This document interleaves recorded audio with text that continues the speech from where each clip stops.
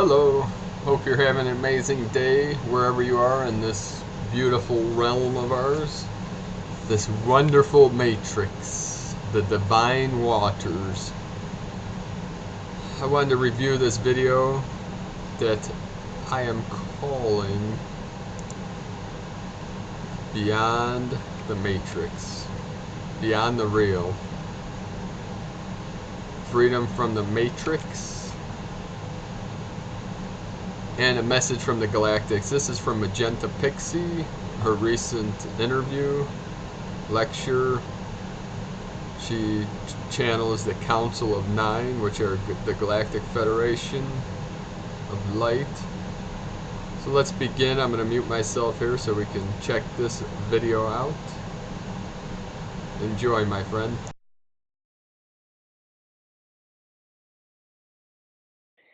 Well, hello, everyone, and welcome to the CJ Miller Show on Green Heart Radio. My name is CJ, also known by many as Claudia, and I'm actually looking for the date on my phone. Is this crazy? January 30th. It's Tuesday, January 30th, and welcome to the CJ Miller Show with my very special guest, Magenta Pixie. And I'm so excited to have her on my show.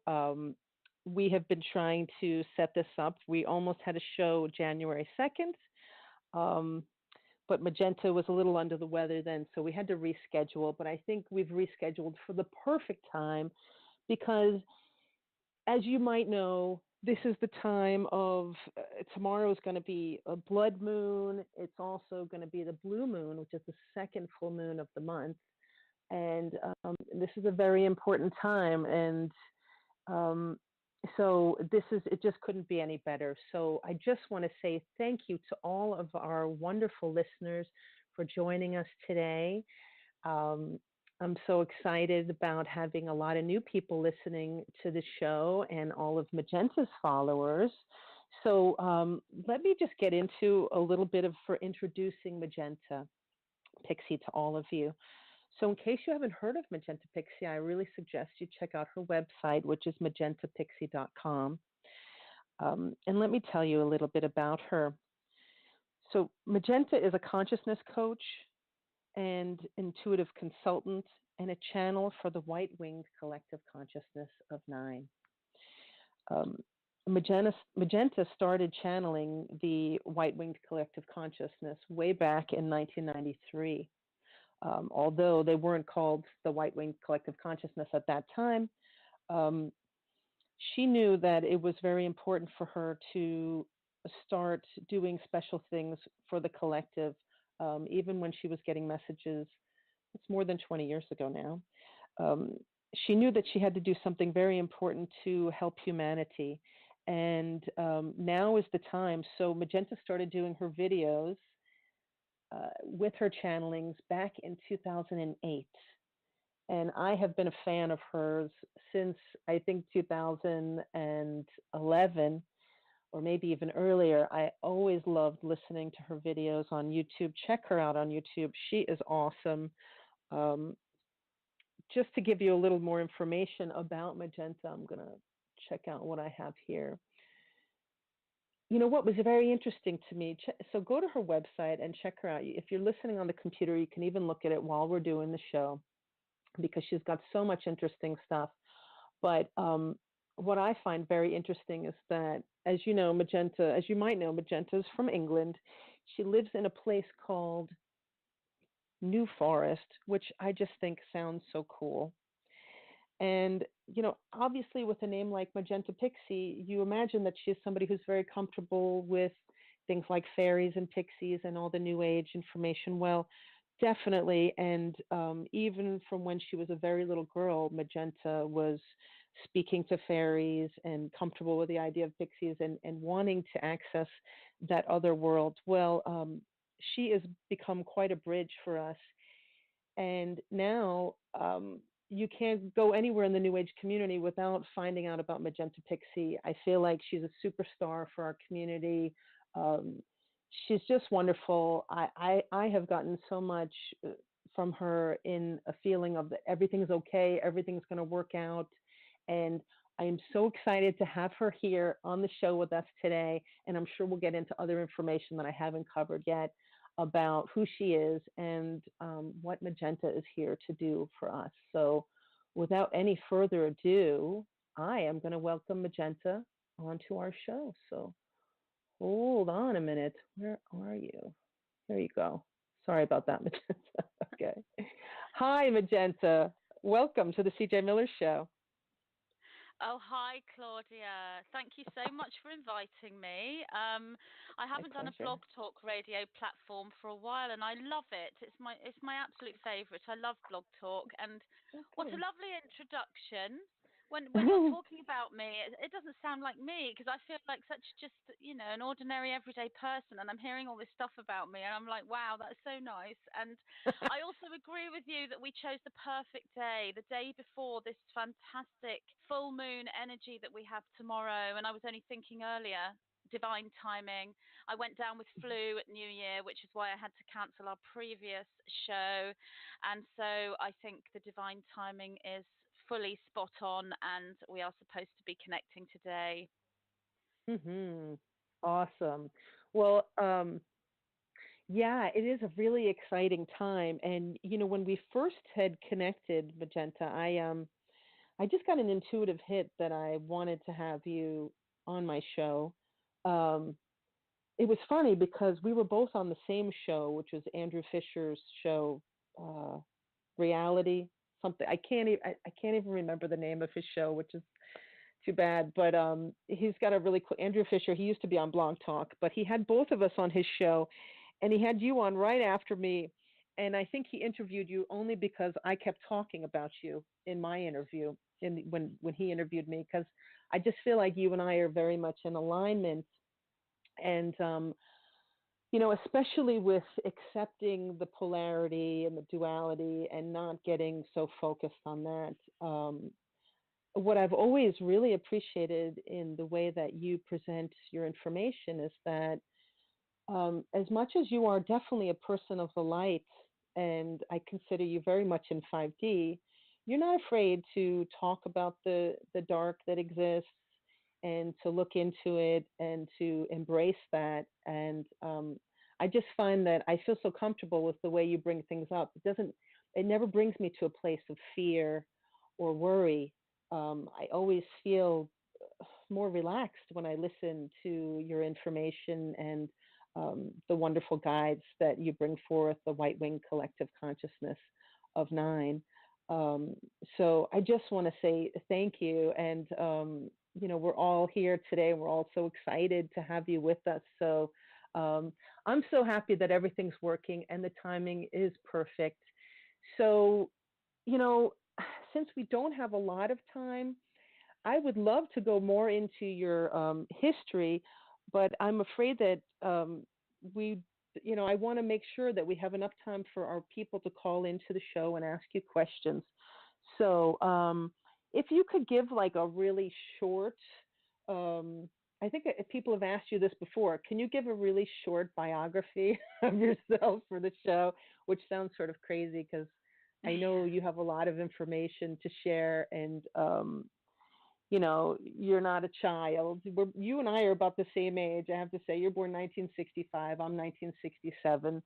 So, so you have a lifetime of, and I've read so much of your information, and, I mentioned that you started channeling. Maybe we should just preface it with who you're channeling, and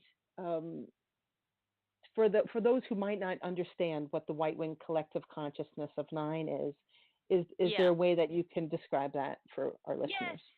Yes, okay. I can whiz through that. And if anyone's interested in my history, obviously I've got that written down on my website, and I have done lots of interviews where I've discussed the whole journey quite extensively, so I can go through that quite quickly. And I agree with you, it's important to have questions today, so we're in the here and now with the way everyone is thinking.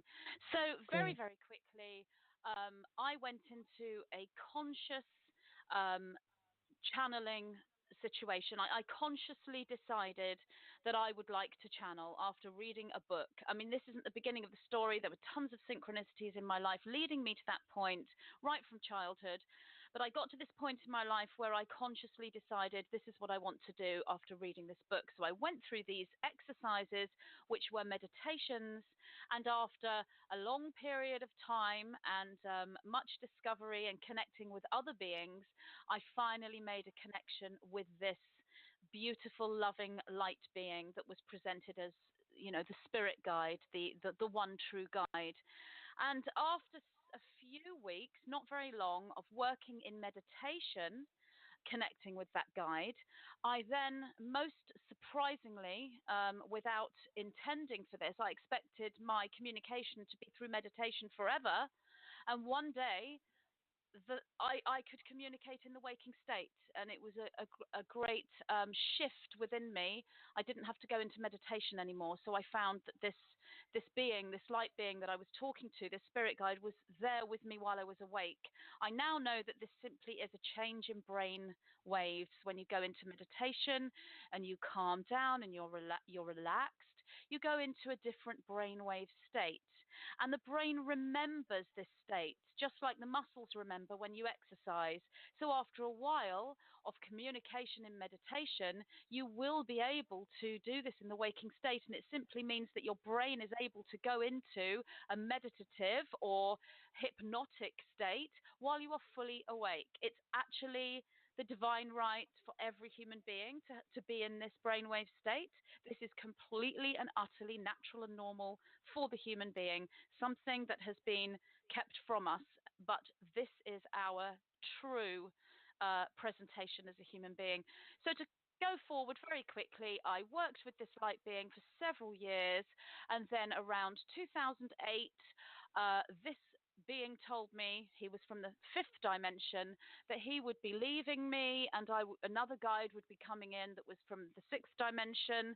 I was really upset about this because I'd worked with him for so long, but he explained he wasn't going anywhere. It was simply an upgrade, and it was simply because my brain waves and DNA structure were changing form, so naturally the presentation of that is the guidance that comes to you. So this 5th dimensional being morphed into this 6th dimensional being that presented like a large white angel with big feathery wings. And then after a very short time, this one morphed into 9. And that was around 2000, and it was around the year 2000, 2001. So I worked with them for several years. And although I'd had visions of speaking into a microphone with a headset on and talking to people all over the world, mostly in America, I didn't really know what that meant. And although the vision was very strong, I thought perhaps it just was my ego thinking, oh, one day I'm going to talk to lots of people. I didn't have a headset or a microphone, didn't have a computer.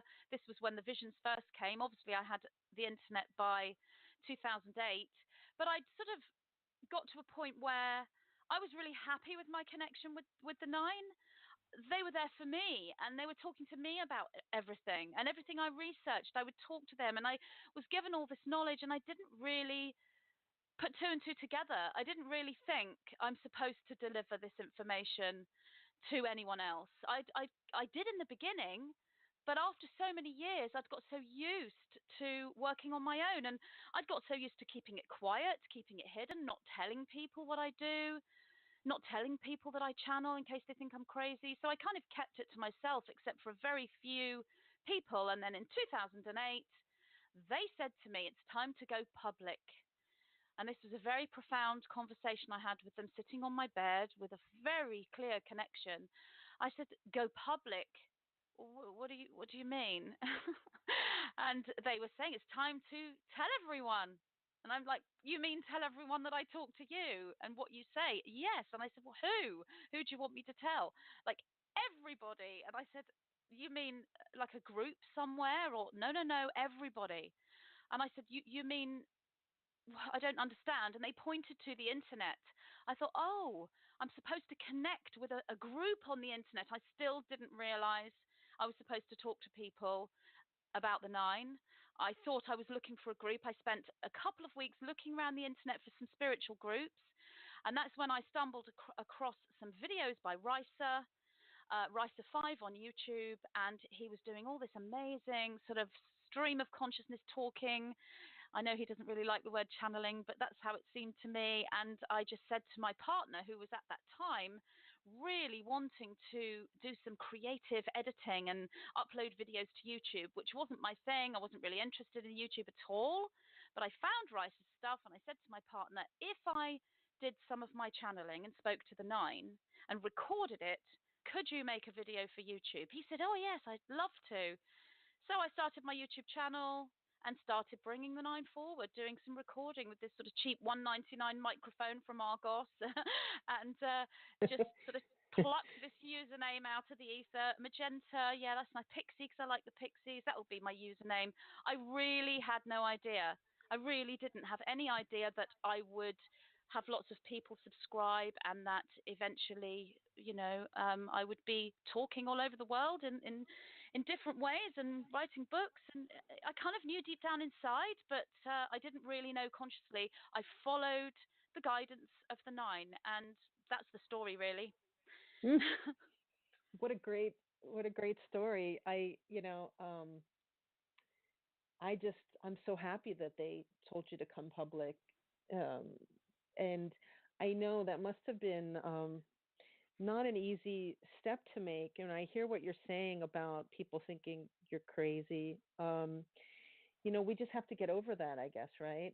Because if you didn't, you wouldn't have come out with all this information. I mean, what if you had stayed in your ego and been afraid to expose yourself? Yeah, I mean, I think the nine trained me so well, and I worked with them so intensively for so many years that I kind of had got to the point where I really didn't mind if people thought I was crazy or not. I just felt that I should keep this to myself, not just for my sake, but for their sake, because if they weren't able to understand that, or if it was shattering their paradigm or their religious beliefs, and even now I do this. If I meet somebody who I feel is not expanded enough to interpret what is happening in a safe way, and if it's going to cause them harm, then I will sort of edit my conversation. But when it comes to the go public thing, what they actually said was, there are many guides and collectives like us, and they are all telling their conduits the same thing.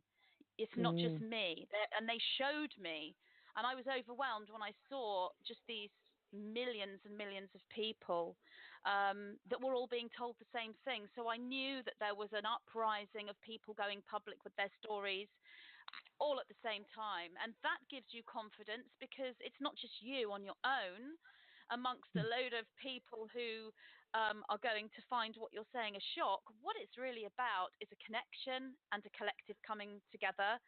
And that's what creates the energy. It's not about me being online and spreading this message and teaching people. It's about my message resonating with someone else who's already in that activated state, and all these people coming together. And what happens is it creates this network of light. That's what's happened. It's an energetic connection. And us talking and teaching each other and saying things, that's just the physical 3D representation of this grid. Yeah.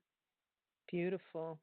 Well, gosh, I'm just so grateful that you are here for us. You are an assistant to star seeds and light workers and way showers, and I'll just group myself in with that bunch there.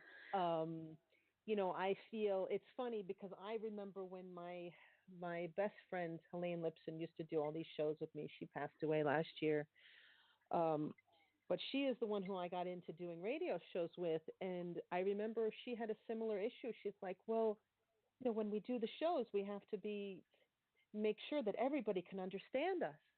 And I said, why? Why not just speak the way we speak, and who resonates with us will stay, and those that don't understand, they will not listen to us. That was important to me, and yet I also had to get past that fear of what people think of me a little.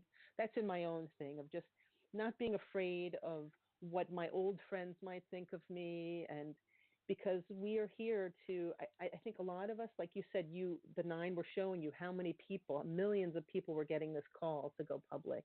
And I think a lot of us did start around that time. And I started doing shows myself in 2011, and I felt a huge push to become. I don't know if you've heard of Barbara Marciniak. I'm sure you have. Oh, yes. And, yeah. So channeling the Pleiadians, bringers of the dawn. That was one of my first things. I listened to that, and she was saying the Pleiadians are telling us that we are the pillars of light. They're supposed to transduce the light, which is information, out to all.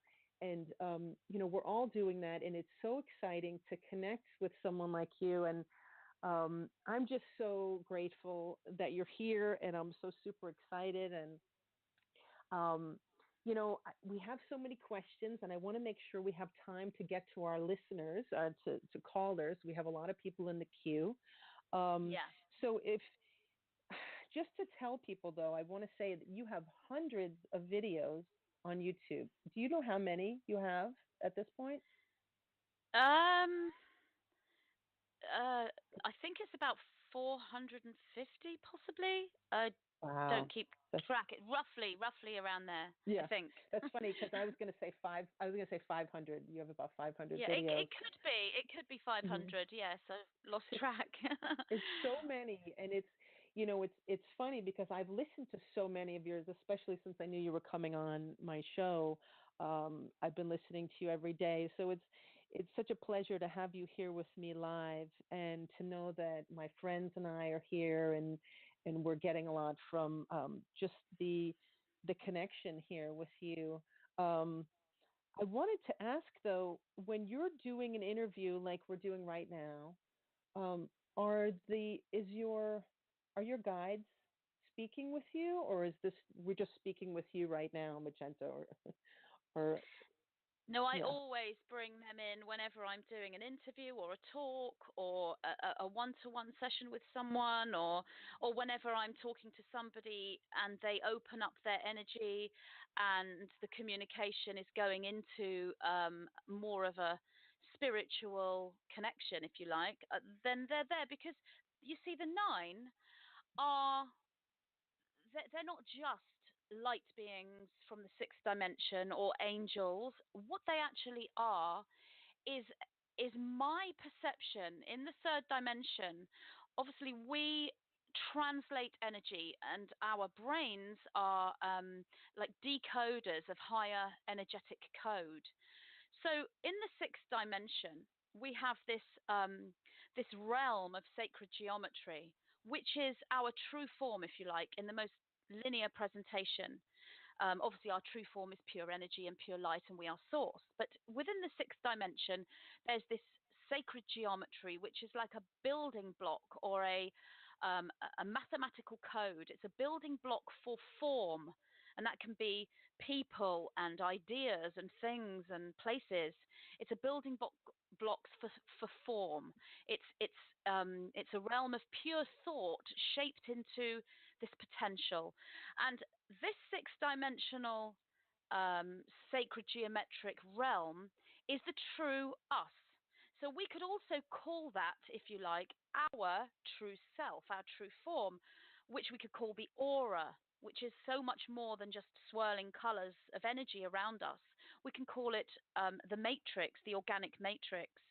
And this is like a sort of a computer grid, if you like, a database of everything that's ever happened, everything that's happening now, and everything that ever will happen. It's like our personal Akashic record field.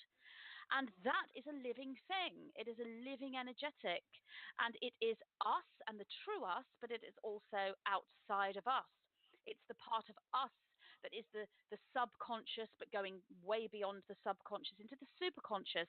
It's the part of us that sees the periphery of everything that we don't see on a conscious level. And I don't just mean things we've missed in the day. I mean things that we have not experienced in this reality and in this lifetime. So things from before we were born, things from other quantum realities, other choices we made in different alternate selves, and things from the future. So that database, that grid that is the 6th dimensional presentation of us, is a living thing. And that is decoded by us when we make contact with it. It's decoded by us in many different ways. And one of the ways we decode this living energetic field is as an extraterrestrial, an ascended master, an angel, a light being, a group of light beings. So that is who the 9 are. So they're always with me because they are my body and they're my DNA. So it's a case of I'm calling the 9 in, or I'm saying, please come and be with me, or I'm drawing that grid around me and becoming aware of it, or I'm opening my Merkaba field, or I'm going into my DNA and I'm creating a light structure within it, all the same thing. So the 9 are always there, just like your guidance is always there with you. And it's just like a sort of a switch, I guess. If you see it as a radio station, it's a good metaphor, and one that's used a lot in the New Age community, and it's very, very good. So you've got a radio dialed, turned down to one radio station, just picking up a few radio stations, and then you are going to turn the dial up and pick up, thousands of radio stations. It's just a change. And once you know how to do it, once you know how to make that shift within you, then it becomes second nature. It's just like putting on your shoes or your coat, just switching that energetic switch. It's so natural to you because as you practice this, it just becomes, as I said, second nature, like learning to drive a car. It's so easy to you. You don't think about it. So yes, the 9 are just always there. That's great. Perfect, because I was hoping, actually, that was one of the questions that I had from a listener about when you do your talks, are you doing it with the white-winged collective consciousness of 9? And yeah, I can do a talk without them. I mean, the thing is, if I'm doing a talk and someone asks me a question and I already know the answer to this as Magenta, I don't necessarily need to connect with the 9 to be able to respond to that question. And if somebody asks me questions about sort of third dimensional things, I wouldn't necessarily call the 9 in.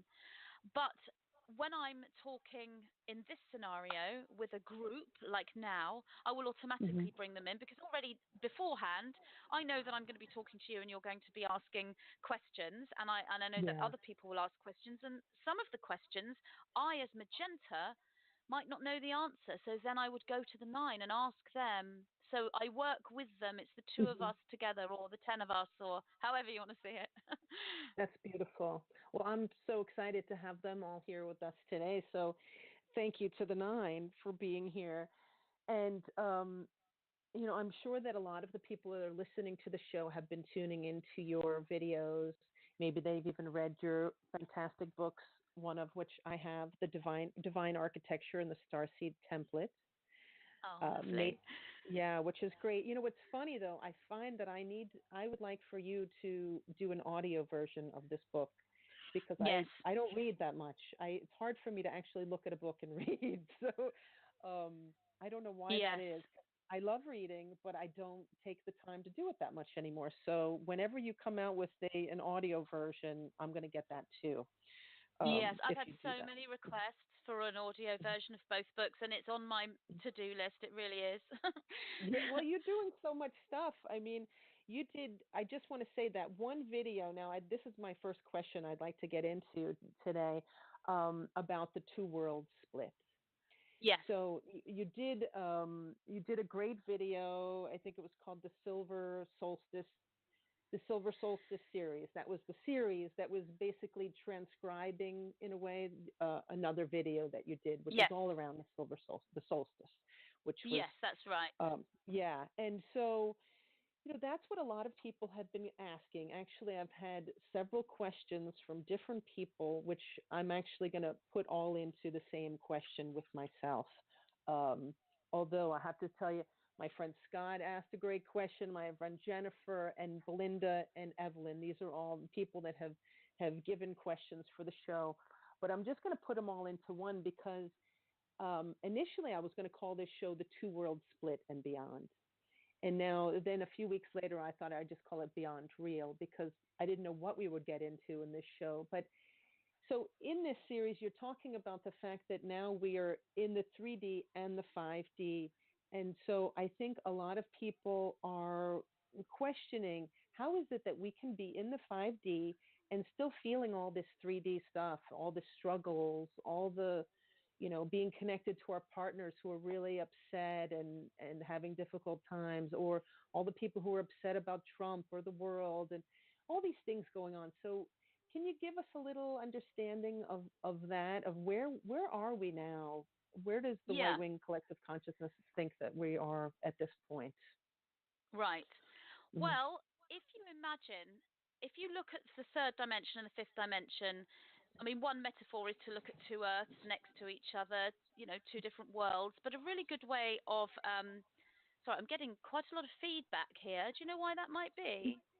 On your yeah, I'm hearing my mic? own voice talking back to me. Oh, I hate when that happens. I'm sorry. Yeah, okay, I'll try and carry on. I can click you off and click you back on if maybe that would help. Yes, give that a try. Okay, let's try that. Hold on. Okay, I know how that feels. I don't like listening to my own voice. So let's try this. Here we go. Okay. Does this work? Try it again. Hello. Yeah, that seems to be better. Okay, that's good. Sorry, it's quite off-putting when you can hear yourself. I know exactly how you feel. So a good way of getting your head around this is to use time. So if you see, the third dimension is the present. It's where we are now. And the fifth dimension is the future. This is only one model because obviously within the higher realms there is no linear time. But from the third dimension, there is linear time. So it's difficult to think, well, I'm in the fifth dimension and I am experiencing all these wonderful things, but everything is still going on in 3D, and why is this still happening? So instead of looking at it as perhaps two realities side by side, see it as the third dimension being the present. This is where you exist now, and the fifth dimension is the future. And to be honest, it is way, way, way in the future. What the starseeds are doing right now and have done is the ability to access the future. So they are time jumping, and they're not necessarily jumping from the third dimension into the fifth and back again. They've merged the fifth dimension and the third dimension together. So the starseeds are living in the present and way, way, way in the future at the same time. Now, what's good for the starseeds to actually perceive is that they are existing in the fifth dimension. So they are living in the future, which is their true time, because that's where all the starseeds came from. But they have come back in time to the third dimension to assist the people who are sort of, stuck in the third dimension and aren't able to access the 0 point no time field and the fifth dimension. So when you experience all these things that are still going on, that are dragging people down and upsetting people, and all the drama and the political scene and this, that, and the other, that's the past to you if you're a starseed. But that is why you came here. You came here to assist people to go through this that you've already been through, because you're from the future. So the way you are doing this is to remember you're from the future, anchor the future back into your consciousness and your awareness, and live in both simultaneously. So that's difficult to do at first. So around 2012, we were all sort of hopping from the 3D to the 5D and having to sort of let our bodies and our third dimensional minds catch up with these new experiences. But now here in 2018, we are able to stand within that merge quite well. And that's a good way to get your head around it, to see this as the future and the present merged simultaneously. So that's a good way to get your head around it. And that's why we're still experiencing these 3D issues, because we are still experiencing the third dimension, even though we are now living in the fifth dimension as a Starseed Collective group. They need us. The people stuck in 3D need us. And so the way that we deal with it is finding ways to deal with all the third dimensional drama. And it isn't about rejection of it. It's not about thinking, oh, I feel really, really upset about, I don't know, something Trump said today. It's upset me so much, and I'm so angry, and I shouldn't feel this way, and I mustn't feel anger. I mustn't feel sadness. I mustn't feel hurt. that's not the way to do this, because it's normal, because you are a third dimensional being. You've incarnated into a third dimensional body in linear time. It's okay to feel anger. It's okay to feel fear. It's okay to feel irritated, as long as you learn from that and you allow that energy to flow through you, and you don't stay there. If you stay in anger every day for weeks and weeks and weeks and weeks, then you are stuck within that energy, caught in that third dimensional energy. You are not in a state of flow. If you are staying in anger for weeks and weeks and weeks, but you are purging this and you're working with it, and your intention is to discover why the anger is there and work with it and integrate it, then that's okay, because you're in a higher place. And if anger comes in and you manage to transmute it out by the end of the day or within an hour, then that's fantastic work. But no one is saying that you shouldn't feel it at all. However, starseeds will get to a point where something that made them angry in the past won't make them angry anymore. And that's sort of saying, that famous saying, water off a duck's back. That's what it will be like. Literally, it won't go into the duck. It will flow down the feathers. That is very much where we are going. And many are there now. Well, that's great to hear. You know, it's interesting because I just felt like a few years ago, around the time that we were going into, December 12th, 2012, or December 21st, 2012, there was such a quickening happening, and I felt like it was almost easier to ascend at that point. I felt like we were on the ascension fast track. Everybody was trying to catch the train. I don't know. And then it seems like we went into a hard period. Now, maybe it's just my own life. I lost my best friend, and my mom passed, and a lot of difficult times that I've had to go into. But sometimes I start to feel like, and I'm just speaking for myself, but I think my experience speaks for a lot of people, that I find it's easier when I can just be in my own world and not have to connect with regular people. And to stay in that high vibrational, loving place. And yet, I know we're supposed to have relationships with people, and we're supposed to help people. And so, I got into a relationship, and we had our share of issues. And I just felt like it was very hard for me not to let all the drama hurt me. And I hear what you said, Magenta, that it's not that we should feel bad about being angry, or I'll say, or feeling sad or depressed. But, how are we, and now this is a question from Belinda, I'm just going to blend into here. So how can we assist others so that we can anchor the 5D into our everyday lives more quickly? People talk about chemtrails, we talk about the cabal, the dark agenda, all the stuff that's going on now. How can we acknowledge that and then help others who don't see the possibilities of the 5D in the way that we do? Right. Well, this is all about integration of all of these things and all of these emotions that are brought up by these events. It's not about getting rid of them, and it's not about transcending them. It's about integrating them. When it comes to other people, you can only help them to the point where they are open and receptive to that assistance and that help. And so you need to work with their paradigm and their belief system. And this goes back to something you were saying earlier about having a group of people and talking to a group of people as opposed to an individual person. When you're speaking to one person, it's very easy to be able to look at that person and see where they are. So I've got this feedback going on again. Do you want to click me off and bring me back in? Sure. Let me do that. Hold on. Here we go. All right. I'm going to wave my hands around and change the energy here. So let's hope. Okay, Magenta. Hello. How are we again? Yes, it seems okay. So you did your magic wand there. That's wonderful. It's okay. It's easy to look at somebody and think, right, this person can only raise their belief system to here. So therefore, I'm not going to want to hurt this person or trouble them anymore.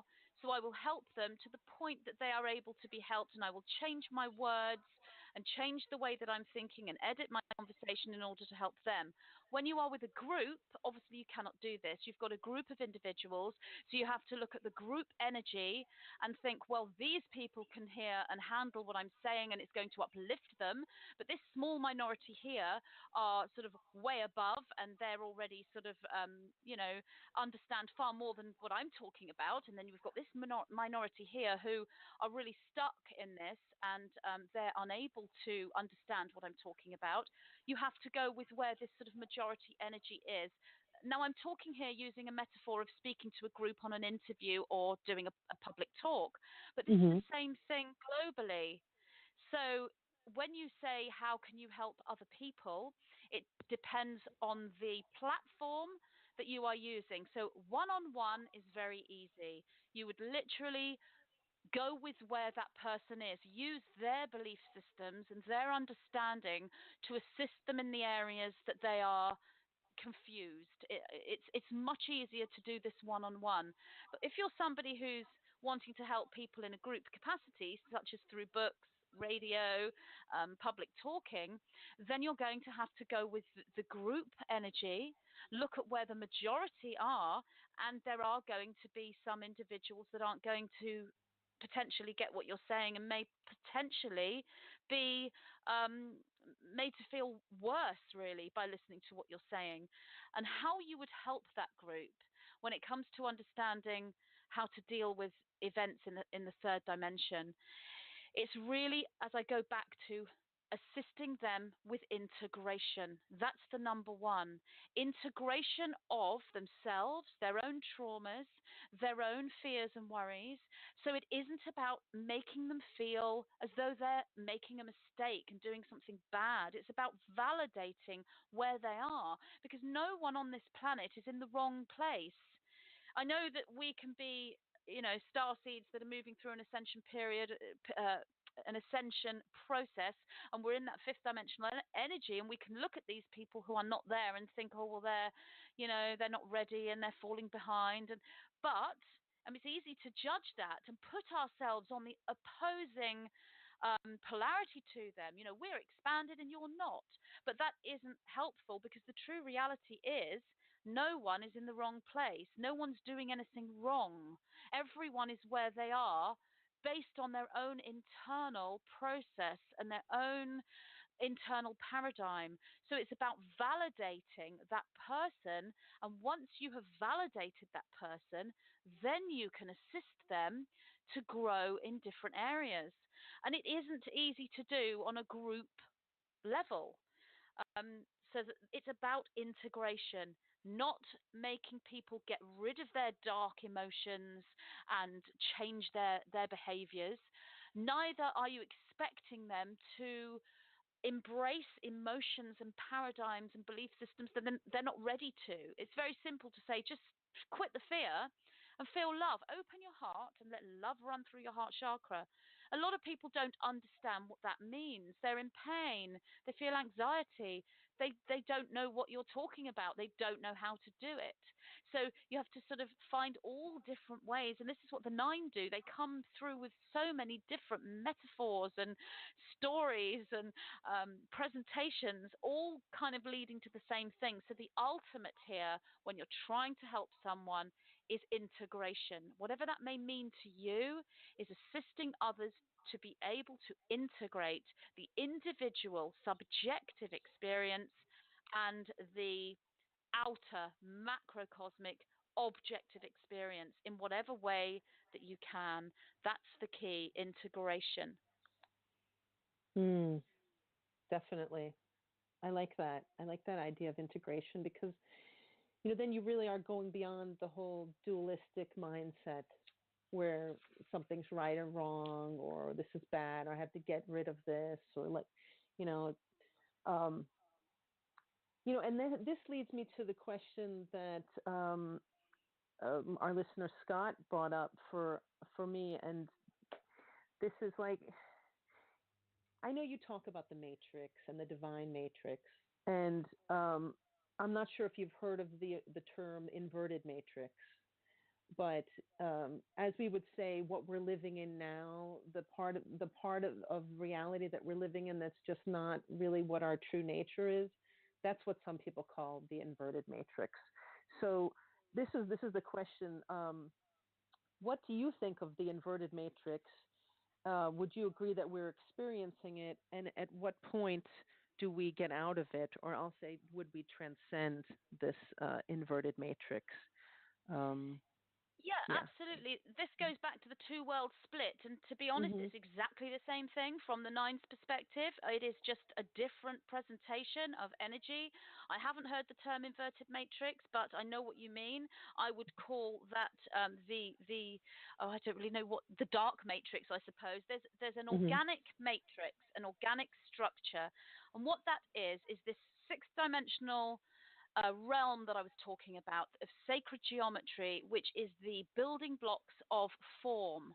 It's pure thought in this mathematical code, and this moves down energetically through these dimensions. So we have this construct that is the presentation of our own reality, our own existence, our own minds, our own selves. It's us.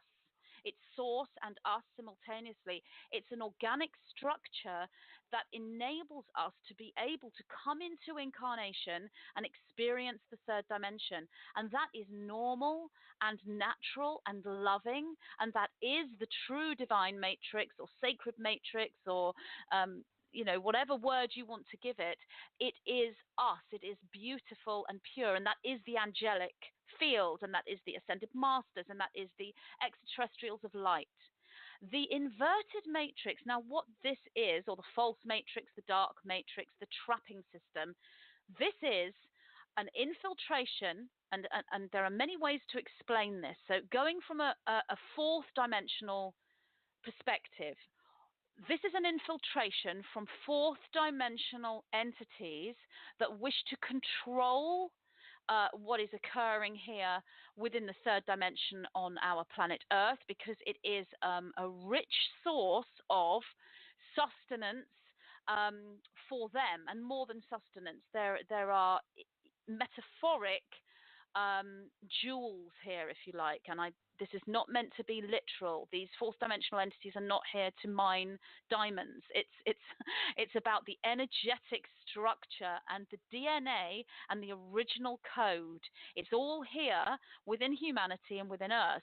And this fourth dimensional entities wish to utilize it. And from their point of view, they're not being evil, they're not being bad, they're not nasty.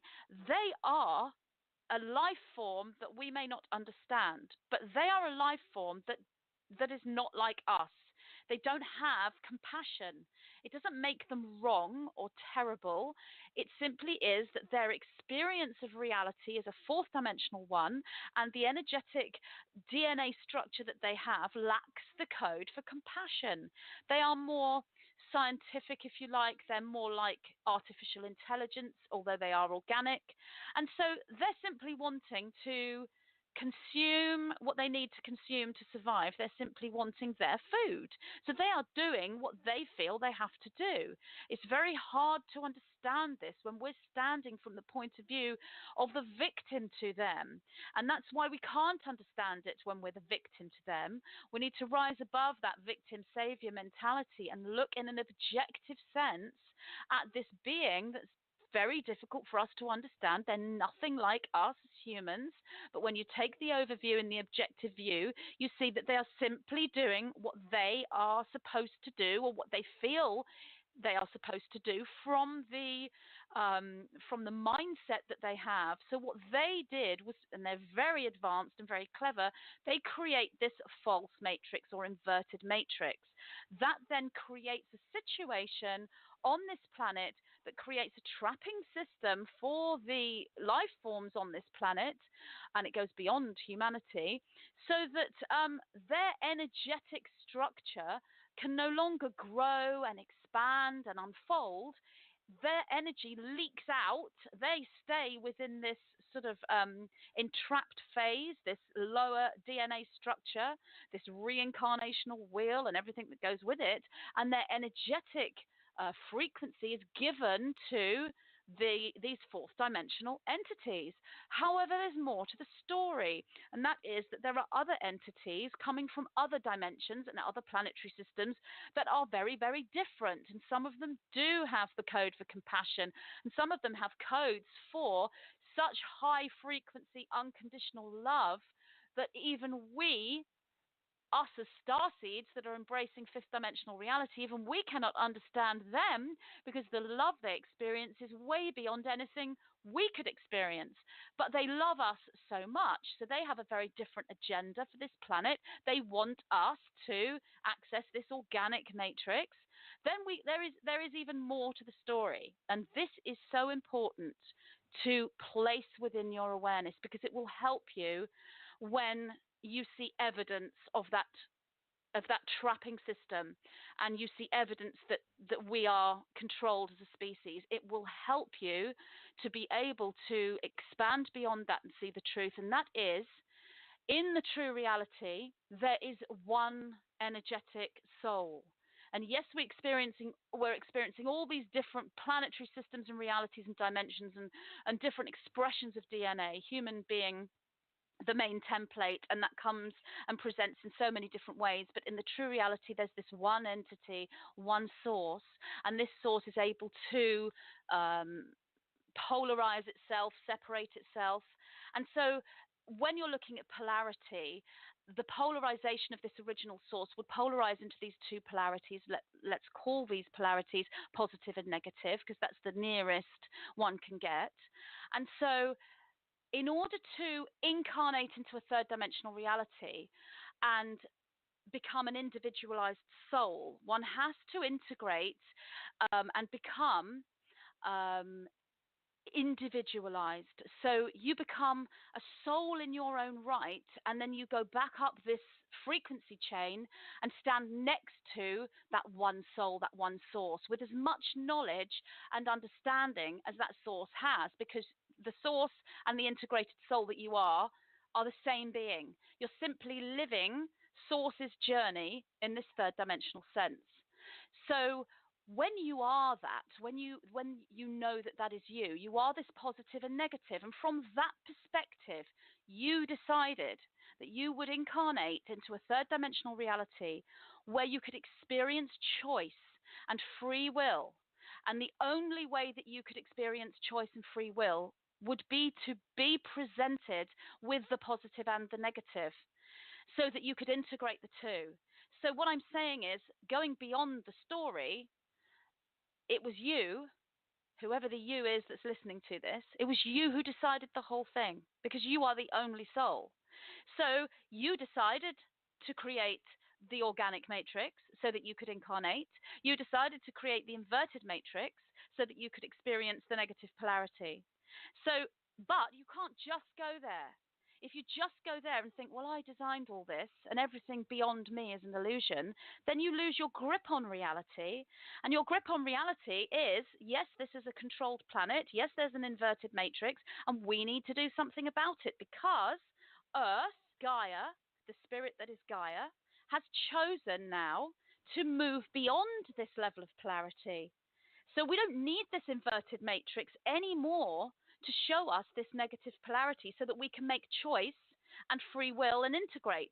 We are now raising in this evolutionary spike that we're in to a point where we can choose a different kind of polarity. And it's not necessarily a dense positive and negative. It's a much lighter polarity. And it's much closer to those light beings that have this very high level of unconditional love. And it is moving beyond these entities that are fourth dimensional and that are gaining sustenance from us. So as long as we are able to sit ourselves, our consciousness, within all these different perspectives of reality, we can understand what's really going on from the absolute core of the reason why all this is happening, on the third dimension and everything politically and everything spiritually. We understand why, but we can also bring ourselves right down into the third dimension, and we can do something about it, and we are. This inverted matrix that you are asking about is changing its structure and changing its form. It is no longer as intense as it was.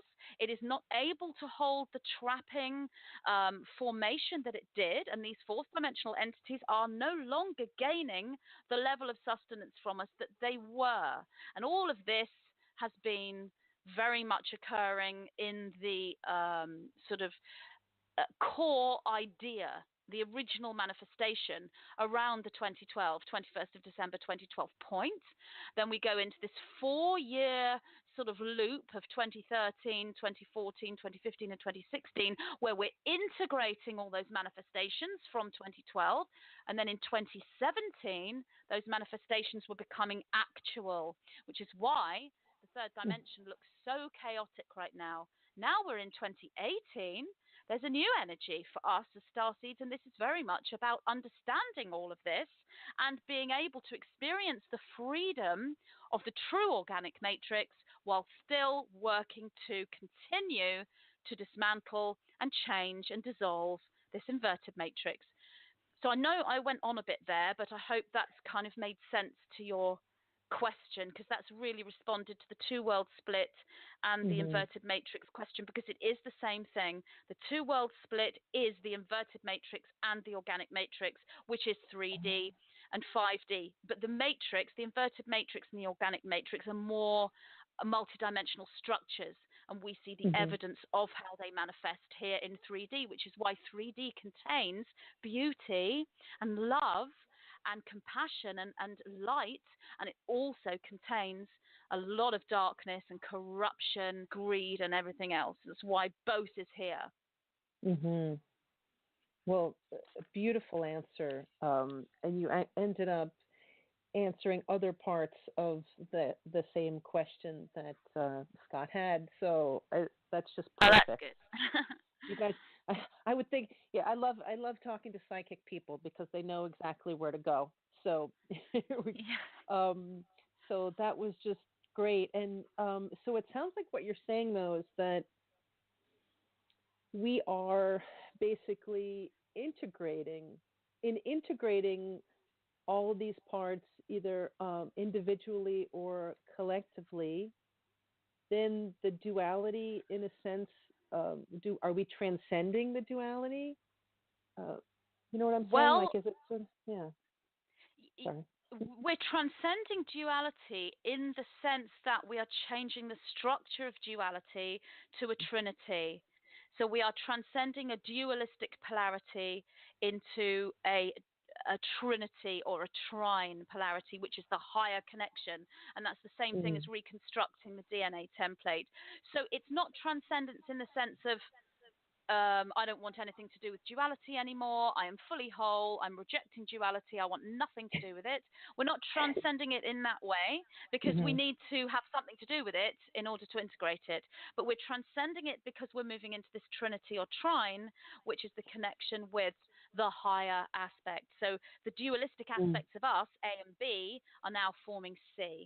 And if you look at that as in a different way, that's the male and the female, the divine masculine and the divine feminine, and their marriage, and then their child, which is the creation. And their child, from a higher level, is the ascension of Gaia. That is the child. That's beautiful. I love that imagery. Would you say that, you talk a lot about geometry and symbols, so would that be, is there a geometric shape to that as well? Would it be like a pyramid or a triangle? Or absolutely. Ultimately, okay. Yeah, I mean, a triangle, a pyramid, a trine, ultimately, it's the Merkaba, and the Merkaba is interlocking, merging trinities and triangles.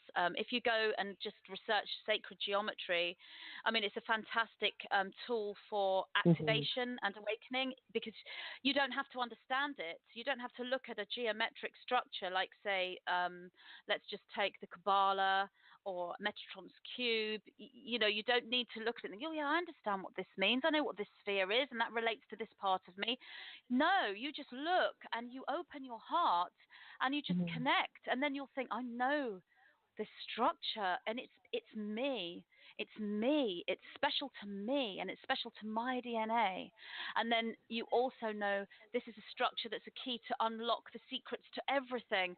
And then you meditate on it, and then you allow the processing of what that structure means to occur. And that might take a few hours. It might take you several years, and it will come up in your everyday reality, and it will come up in synchronicity, and it will come up in your dreams. So it's not just a trinity as in a triangle or a pyramid, but yes, it is that. Ultimately, it's moving into this Merkaba. So. Well, I like that. And then the Merkaba, I guess, if you look at it, it would almost be like two triangles, one upside down and one, you know, so they're overlaid on top of each other. To me, I guess, actually, I mean, I've been listening to you talk about the geometry, and there's a part of me that goes, oh, wait a second, but I don't access that. So I almost felt like I'm coming at it from a 3D perspective, like trying to see the shape of how this would come about. But from hearing what you're saying, that's okay. There's no right way to connect with sacred geometry. There's no wrong way to do it. I mean, I'm a complete beginner. I honestly am. When the nines show me the knowledge that there is to know on a consciousness level, and the knowledge that we can access here as human beings, I'm right at the start line. But that's my journey, and my perception and how we all do it is going to be similar. So we can share with one another, but it will be also unique. So if you come at geometry from a 3D perspective and try and understand it from a 3D perspective, that's okay, because the 3D perspective is most necessary. And this is a massive message from the nine that many starseeds, not necessarily ones listening here right now, but many starseeds in the wider community will reject the 3D as if it's, oh, no, I don't want 3D. That's really, oh no, I'm 5D. Send the 3D away. It's horrible. That's really not the energy. The reason why you're here in 3D is so you can anchor all these higher dimensions. So the 3D is wonderful. Let yourself experience the 3D.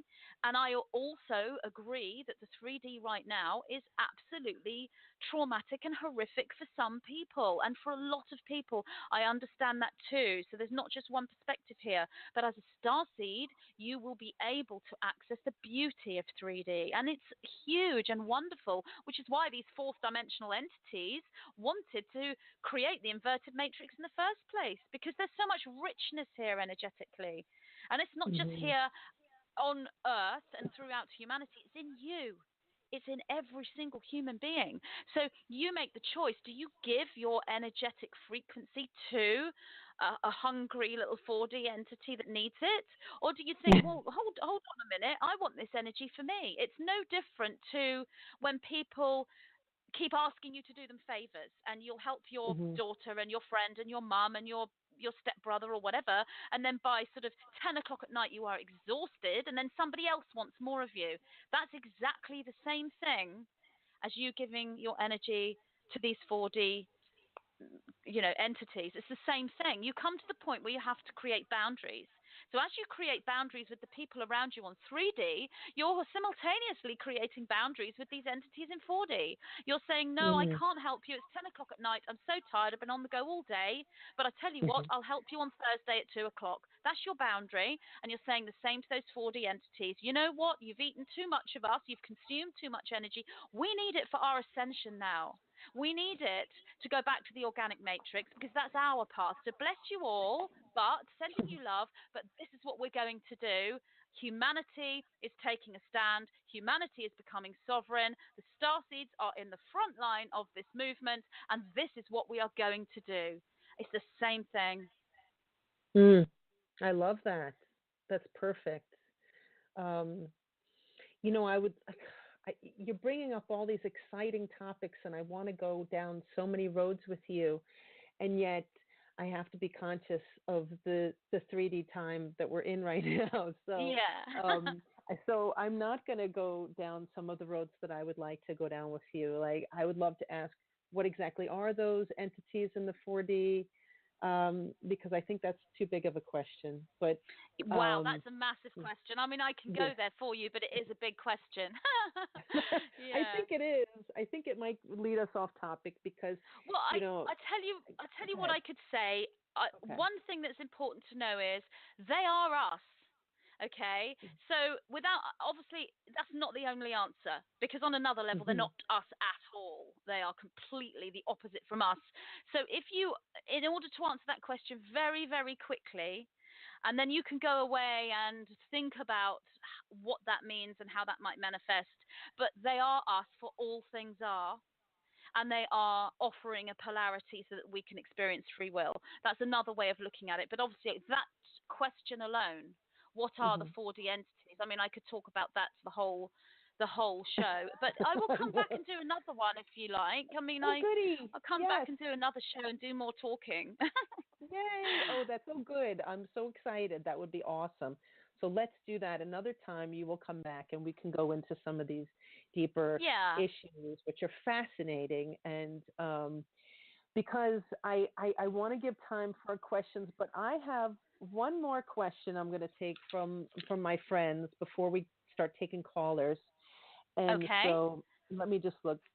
This is from my darling friend Evelyn. And she gave me, I just have to tell you, Magenta, she gave me 9 questions. Nope. So, and she said, when it comes to 9, for the 9. Yeah, that's nice. Yeah, it's so funny. But then she said, but number 7 is the main one that I want. So I'm going to go straight to 7 and read it to you. Is Trump, we know Donald Trump, the president of the United States, right? Is Trump working for a timeline other than the highest, best available? Or shall I say, does he have an alternate agenda, not truly for the good of all of humanity, only some? If he's not working for the highest, best for all, what about all the light workers who've put their faith in him? Okay, that's a fantastic question, and I do love Trump questions, and they are so significant. So I'm going to break this down. Is Trump working for the highest, best timeline, or is he working for an alternate timeline with his own agenda? Just writing this down. And if he's not working for the highest, best, what about the starseeds putting their faith in him? Okay, let's have a look at this. Okay, so is Trump working for the highest, best timeline? Right, so at the moment, looking at the timelines for this planet and where we are going, the answer to this is yes. However, he is not aware of this. He is not aware of the structure of reality and the probabilities and timelines. His mindset is somewhere else. It is more within a third dimensional construct. So there isn't an awareness of what he's doing at that level. Obviously, I can't go too deeply into Trump's personal consciousness, because that would be overstepping certain ethics. Having said that, there is a certain amount of energy that can be read from Trump, more so than the average person. So when you put yourself in a certain place in 3D, you give more of a psychic view to yourself, if you like, than other people do. So if you're a celebrity, if you know what I mean, you are putting yourself out there in 3D, so you're putting yourself out there in matching dimensions. So I will work with these ethics and read what I can. So does he have his own agenda? Yes, he does. Absolutely, and very much so.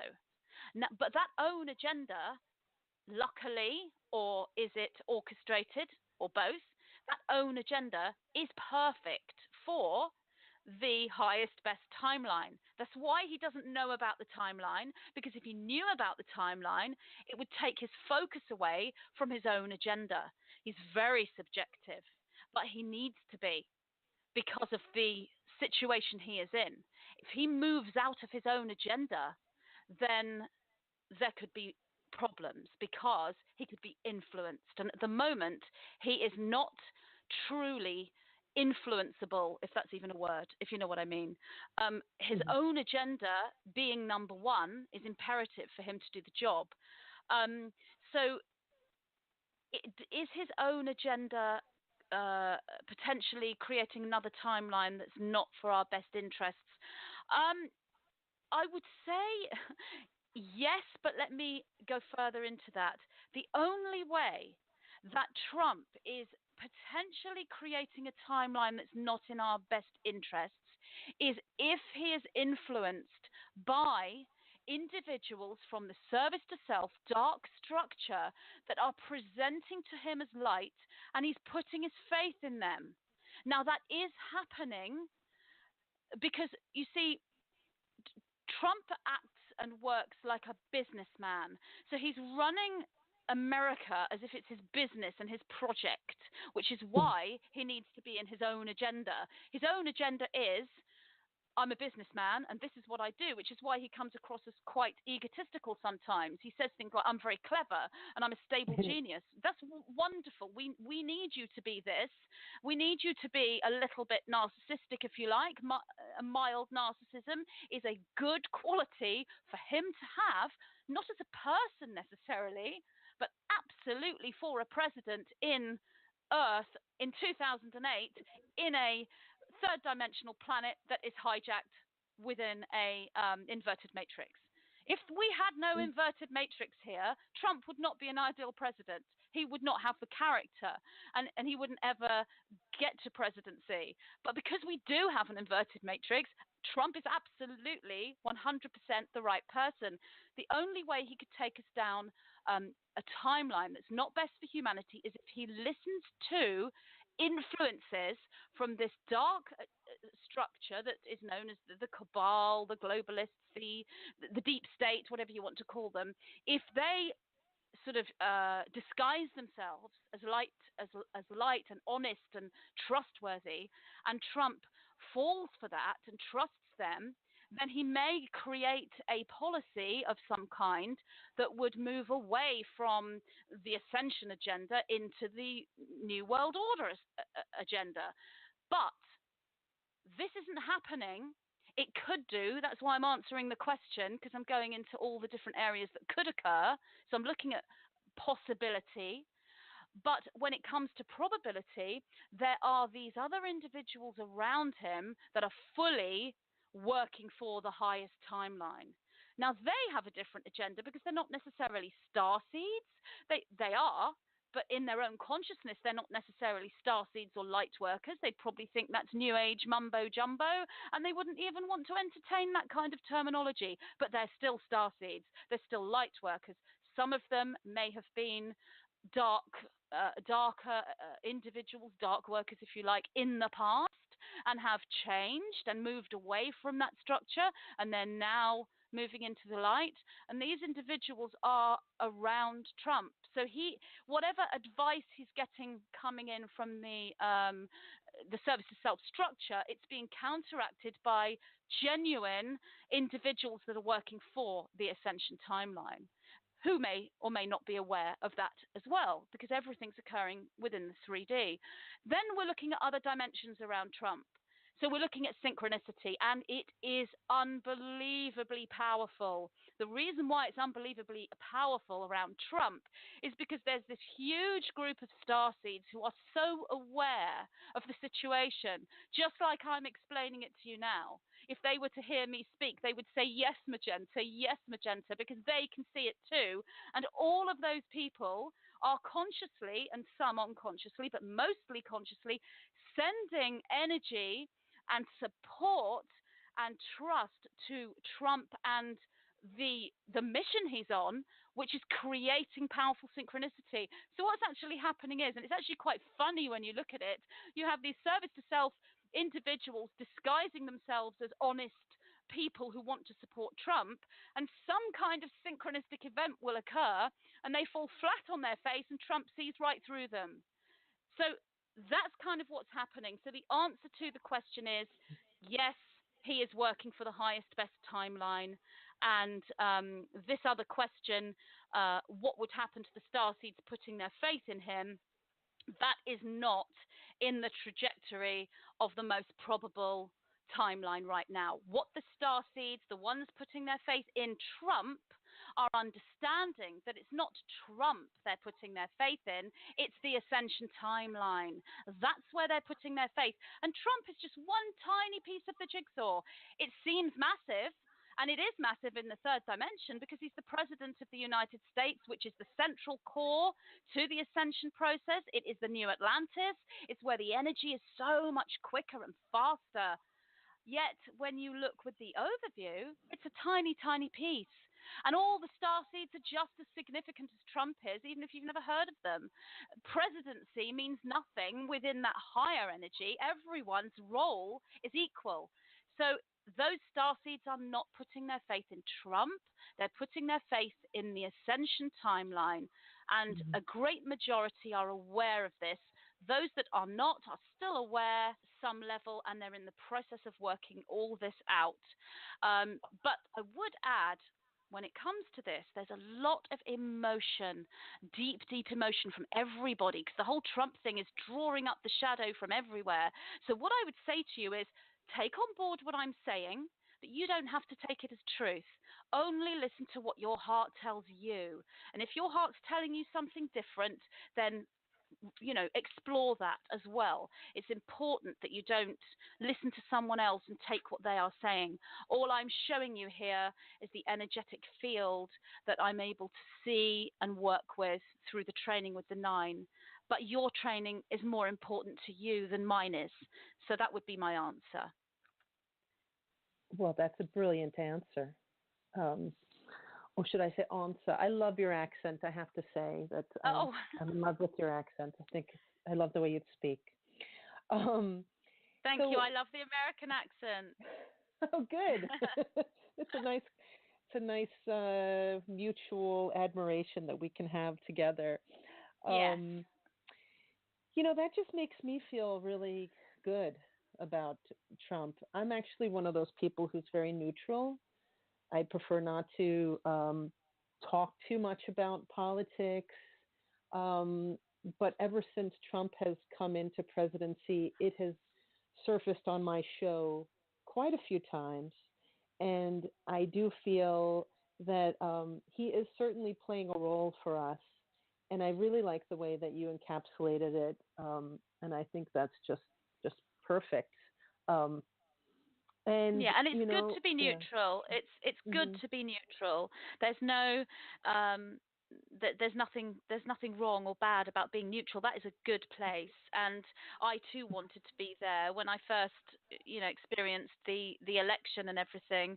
My intention was to be completely neutral, and of course that isn't what was coming through from the 9 and these nudges and showing me this stuff, and I'm like, okay, I'm going to have to talk about this. And I even had some of my spiritual friends saying, I think you're going a bit, and that's not really where your path. And I said, it's not my path, but it's definitely a massive part of it, because the service to self structure in the inverted matrix is, you can't understand the organic matrix and the ascension path and the ascension timeline without understanding the service to self structure, the dark agenda, and the inverted matrix. And Trump is on the forefront of all of this. Because all these presidents in America so far, and most of the other politicians throughout the world, have been part of the service to self structure, or they have been influenced heavily by them. So for the first time in so long, we have a president that is stuck in his own agenda, which makes him neutral, and he's not part of the cabal or the deep state. And that's so important to know, because so many people think he is, and he absolutely isn't. I can assure you I'm not going to assure you, that's not right of me to do that, but what I can say is what I see from him is absolute independence from that. And it just so happens that his agenda and his narcissistic belief that America is somehow part of him, which people don't like, that agenda is in absolute alignment with the ascension path. That's why Trump being the president is just so fantastic. That's great. And I'm sure that a lot of people that are listening to this show a lot of people will be very happy to hear that. There might still be other people who are still upset about Trump. And, I definitely don't try to convince anybody that is so upset that he is the good guy. I just let them be, and so we can talk about this, and I feel better knowing that, and I hope that everybody listening has a sense of relief, because people have been very upset about Trump. We have to look at the lens or the filter how we're getting our information, and I know you talk about this a lot in your YouTube videos about where we're getting our news from, and I think it's important for us not to be like an ostrich with our head in the sand, but at the same time, I don't want to feel overwhelmed with other people's fear. And I think that's what can sometimes happen for me. And that's why I said I feel it's important to be neutral, because, yes. Yeah, I mean. And it's okay to be upset about Trump. It's okay. It's not bad. If you are someone who's not aware of the control structure in the inverted matrix, it's quite normal that you would come to the conclusion that Trump is not the right person to be the president of the United States, and you would not be wrong. But you are looking at reality as not having an inverted matrix and fourth dimensional entities wanting to feed off us. It's like, if you can't see that, if you believe that this is a trustworthy world with a government that's fair and independent, then you are going to come to that conclusion, and you are going to be upset about Trump. And even those who are aware of the inverted matrix and the control structure still don't necessarily like Trump. And there is a perspective there too. Wouldn't it be nice to have someone who is fully, utterly of the light as the president, who is aware of the light, a real starseed? Yes, it would. But how could we possibly do that now while there is an inverted matrix in place still? Yes, it's dissolving and changing, and we are doing massively well, but we still have a lot of work to do. There will come a time in the future within this ascension pathway when A, we have starseeds in government, and B, we don't have a government at all. But that isn't now. So it's okay for people to be upset about Trump, and all of those people that are upset about Trump aren't wrong. They are simply sitting within their own perspective. And as I said, one needs to validate their perspective. It isn't wrong, it's right, because their perspective's right for them. So all I'm showing here is an objective perspective, but that doesn't mean that the subjective perspective is wrong. Whether you love Trump or you hate Trump, or you're hurt by him and upset by him, or you're so happy, all of that is subjective. And when you stay in subjectivity, it can prevent you from moving into objectivity, which is why I say to you, neutral is good, because neutrality leads to objectivity. So neutrality is a key to get through to objectivity. It's a pathway, it's a doorway. Yeah, exactly. Perfect. Well, I mean, that is here we are it is 12:22. So, and in your time, I guess it's 5:22. Yes. And so we don't have that much time, and I'd like to open the floor up to some of our callers, if you are ready. Okay, perfect. Lovely, so, yes. Excellent. So I'm actually going to choose from the top of the line here. We're going to pick Julia from Florida. Hello, Julia. You're with Magenta. Thank you. Hi. Thank you for taking my call. Hi, Julia. Hi. Well, this is kind of more of a 3D thing. I'm looking to relocate this year. I'm presently living in Central Florida. And my intent is to move someplace where there's like an energetic match. I would like to create more happiness and love and joy in my life. I have some areas in mind. I don't know if that helps. I'm considering northern Florida in the Panhandle area, and I'm also considering North Carolina or South Carolina. And I didn't know if there was any guidance, Where are you now? It's central where? Florida. You're in central Florida. Okay, yeah, Yes, I do feel that where you are now is not an energetic match to you. I'm seeing that there are a couple of ties still tying you to Central Florida. So you would need to work on tying up these loose ends, if you like. There are a couple of things still tying you to where you are. So you'd be working on releasing those so that you would be free to move without having any emotional tie back to Central Florida.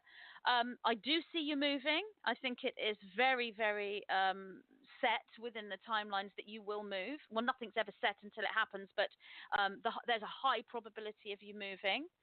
I mean, you've mentioned Northern Florida or Carolina. I'm leaning more towards Carolina, but I'm not sure if it's even there either. I'm not really getting any kind of fix on where you're going, but what I do see is that there is an energetic match for you where you are going, and you will have what you want. You continue to visualize this, you continue to know in your heart that this is going to happen for you. But I do see these two links holding you to where you are now that you would need to work on releasing, if you know what they might be. Well, I've got family here. My mother's here, and I have a niece here that I've been close to, and that's the only thing that I can think of would be those two family members. Okay, so it'd be working with them to let them know how you feel about moving and staying in touch and you know, making sure that the move away from them is nice and harmonious. But I'm really not seeing a place. I do feel more drawn to Carolina energetically than Northern Florida. But there seems to be somewhere else as well that might be a possibility. But I am seeing an energetic match. And what I see at the end point of this is a lot of release within you. It's almost like you've got this tightness and this weight on your shoulders about where you are. And when you get to where you're going, it's like you breathe out, and this weight comes off your shoulders, and it's so relaxing. And so what I see energetically is a lot more nature, crystals and beaches and yoga retreats and all this lovely sort of energy around you. But what I would say to you is that this weight upon your shoulders, this sort of intensity that's tying you to where you are, the way to manifest this move and the way to manifest this place that you're going to live in that is an energetic match is to be living in that emotional state of relief, of letting go of this weight before you get there.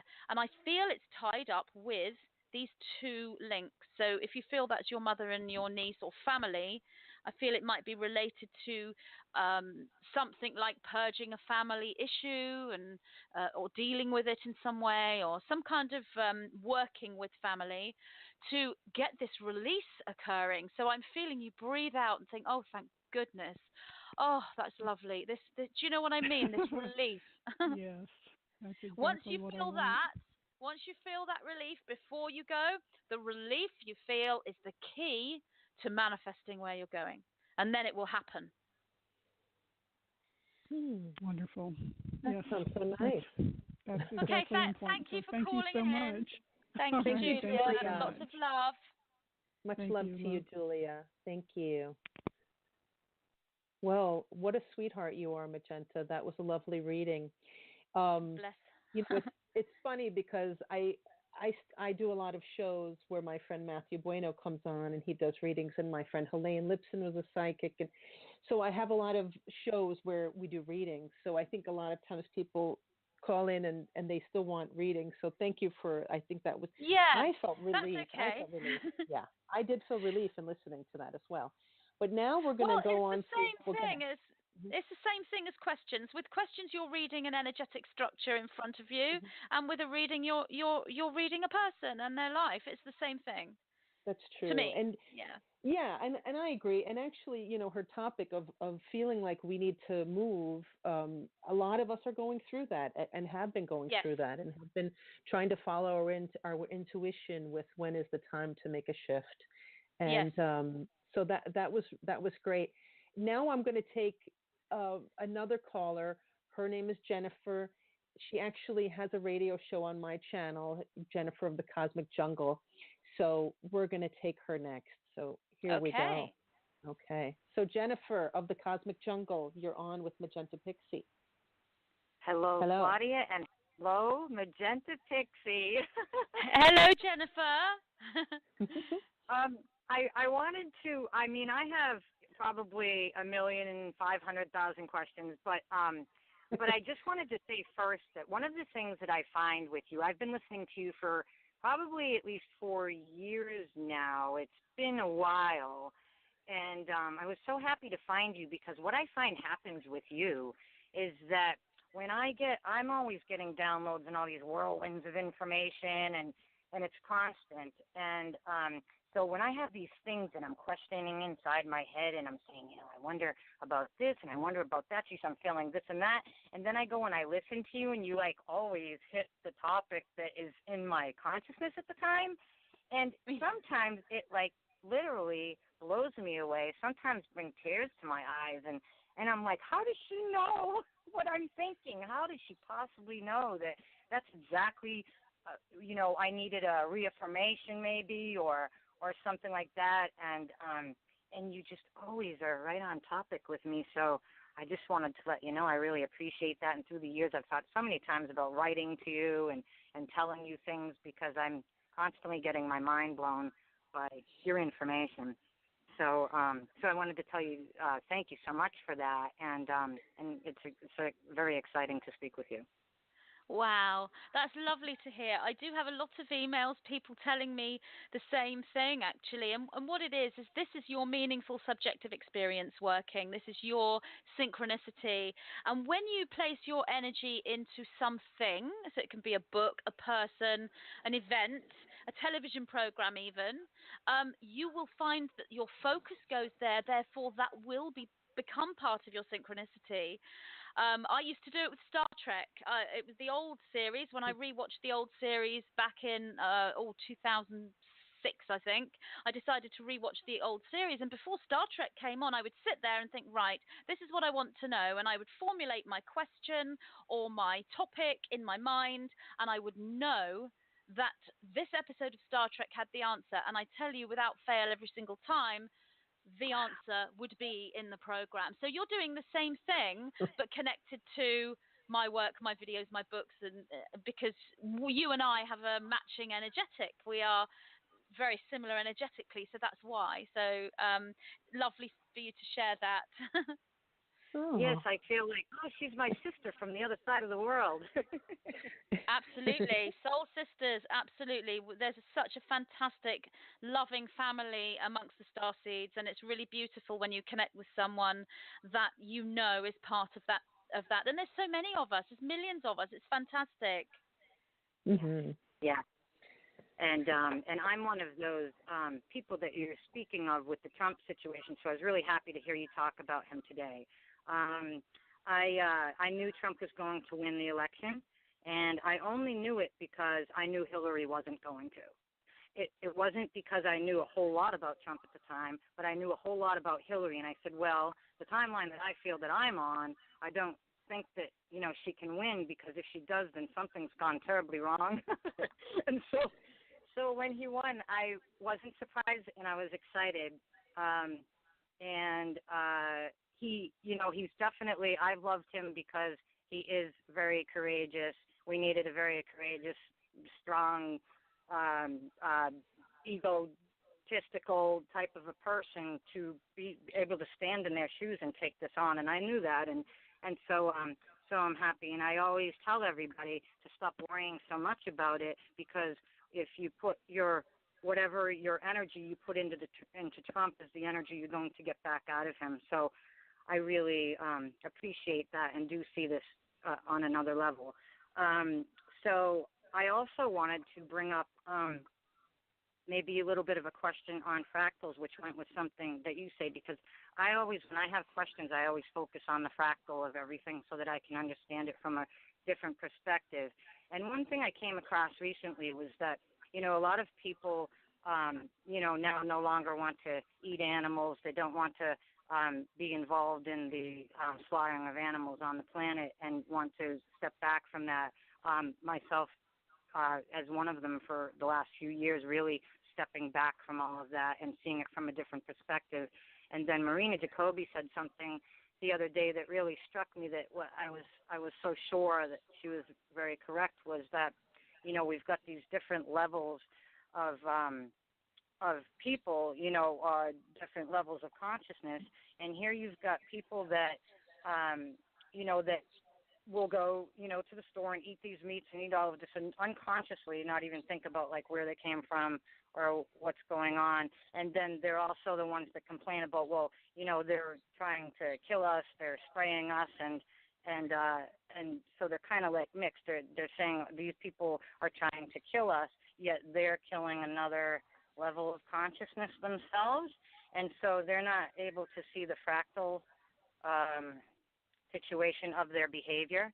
So, you're doing it, yet you're complaining about it being done to you, and I thought that was really interesting. Would you like to say something about that, maybe? Yes, absolutely. I completely agree. What this is your outer reality matching your inner reality. It's one and the same.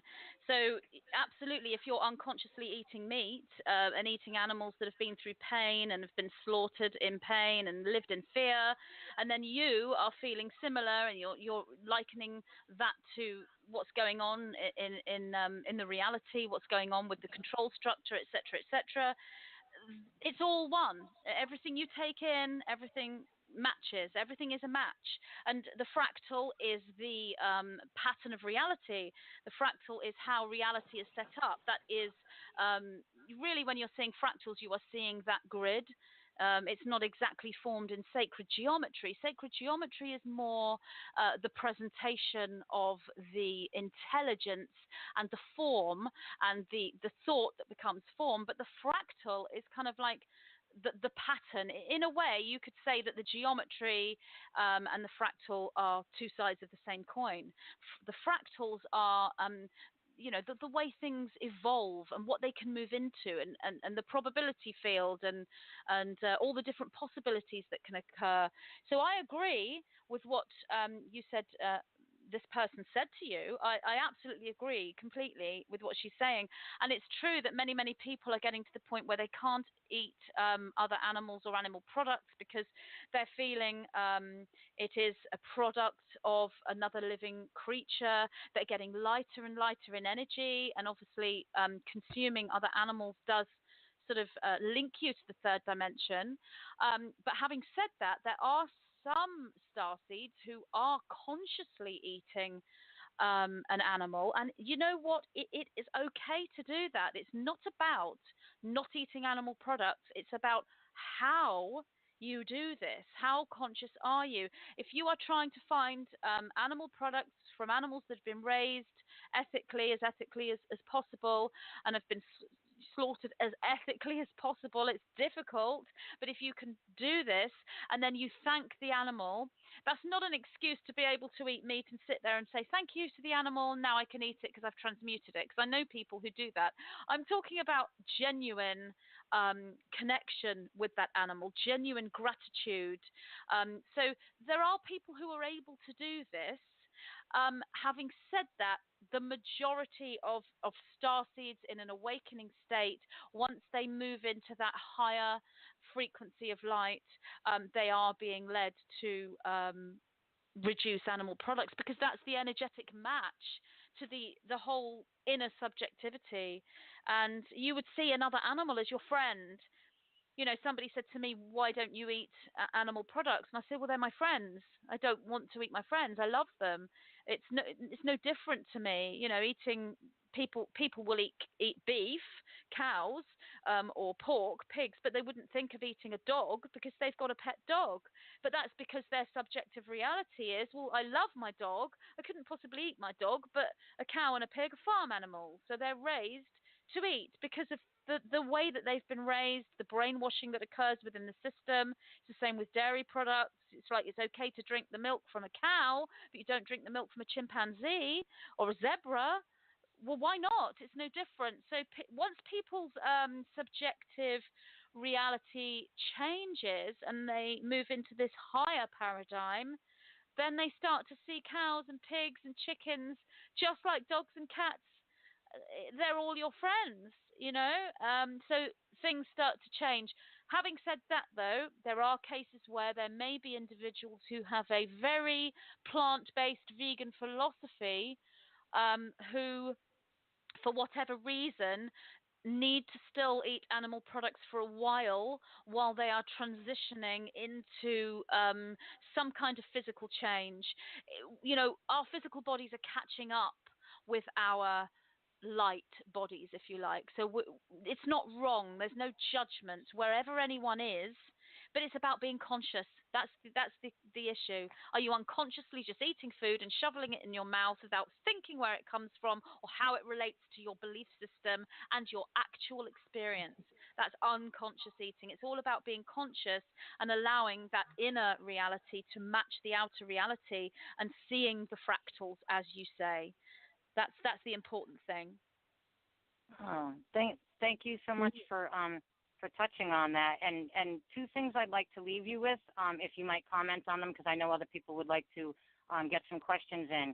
I wanted to know if the fourth and fifth dimensional Merkaba is different than the third dimensional Merkaba, and I also wanted to know if you see quantum medicine and fourth dimensional healing centers coming to being now and pretty soon.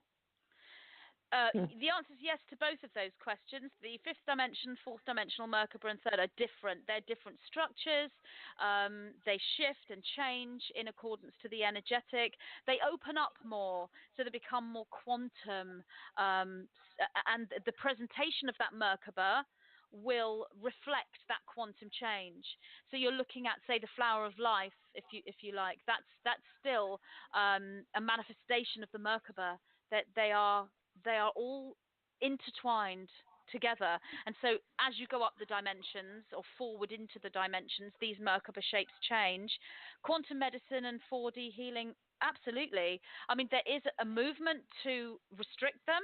There is a movement to stop them because they know, you know, this service to self-control structure knows that brings freedom to humanity, and they want us entrapped within the medical system, which is lining their pockets and keeping us in a state of non-evolution when it comes to our DNA.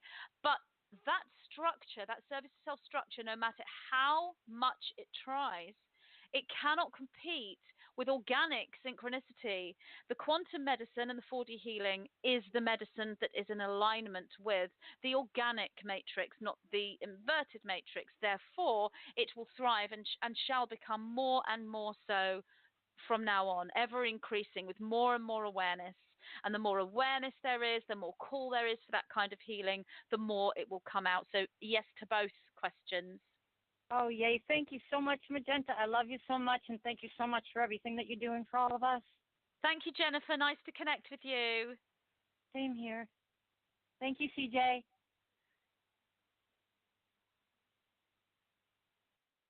Hello, Claudia. Have we lost you? Oh, gosh, you know, I'm sorry. I was muted and I was just talking away. I thought you'd manifested off into another dimension for a minute. Yes, of course. She descended. Yeah. Oh, yes. Well, I'll tell you, listening to you and being part of this high vibrational time, it does make me feel like I'm floating off into another dimension. So thank you for that. But sorry, you know, sometimes I mute myself and sometimes I don't. And then sometimes when I'm not muted, I make too much noise. So I try to go back and forth. But I am so conscious of the time. But I think we have time for one more call. If it's we'll have to say to people, if I take, I'm going to take one more person. But I would like for it to be a kind of a short one because we don't have that much more time left in the show. Okay. I'd love to have you come back again because this has been a fascinating time. Awesome. I will. Okay, so get ready. I'm going to take one more. I'm going to take the 613 number. Here we go. Hold on. Oh, Okay, hi, thank you for taking my 613. call. Yes, hi. Hi, Thank for you. taking my call. You're so welcome. Yes, What's your name? My name is Donna. Hi, Donna. What's your question for Magenta? I've been seeing a man named Chris for the past few months. Just wondering if you see that continuing. Magenta, do you want to? Yeah, do I see that continuing? Well, there is a potential for that. There's a lot of learning and interaction going on here. My advice to you would be, Donna, I presume you have heard of the crystal individuals, the crystal children. You are a crystal individual. You have a very sensitive crystal energy, and it's very important for the man you are with you don't have to tell him you're a crystal person, a crystal individual, but it's important for the man that you are with to understand your sensitivity and embrace it and let it flourish and not make you feel as though it's something you need to transcend or hide. And I think Chris is good for you in many ways, but I feel that there might be a slight mismatch with your sensitivity and some of his ways of thinking. And so the answer to your question, will it continue?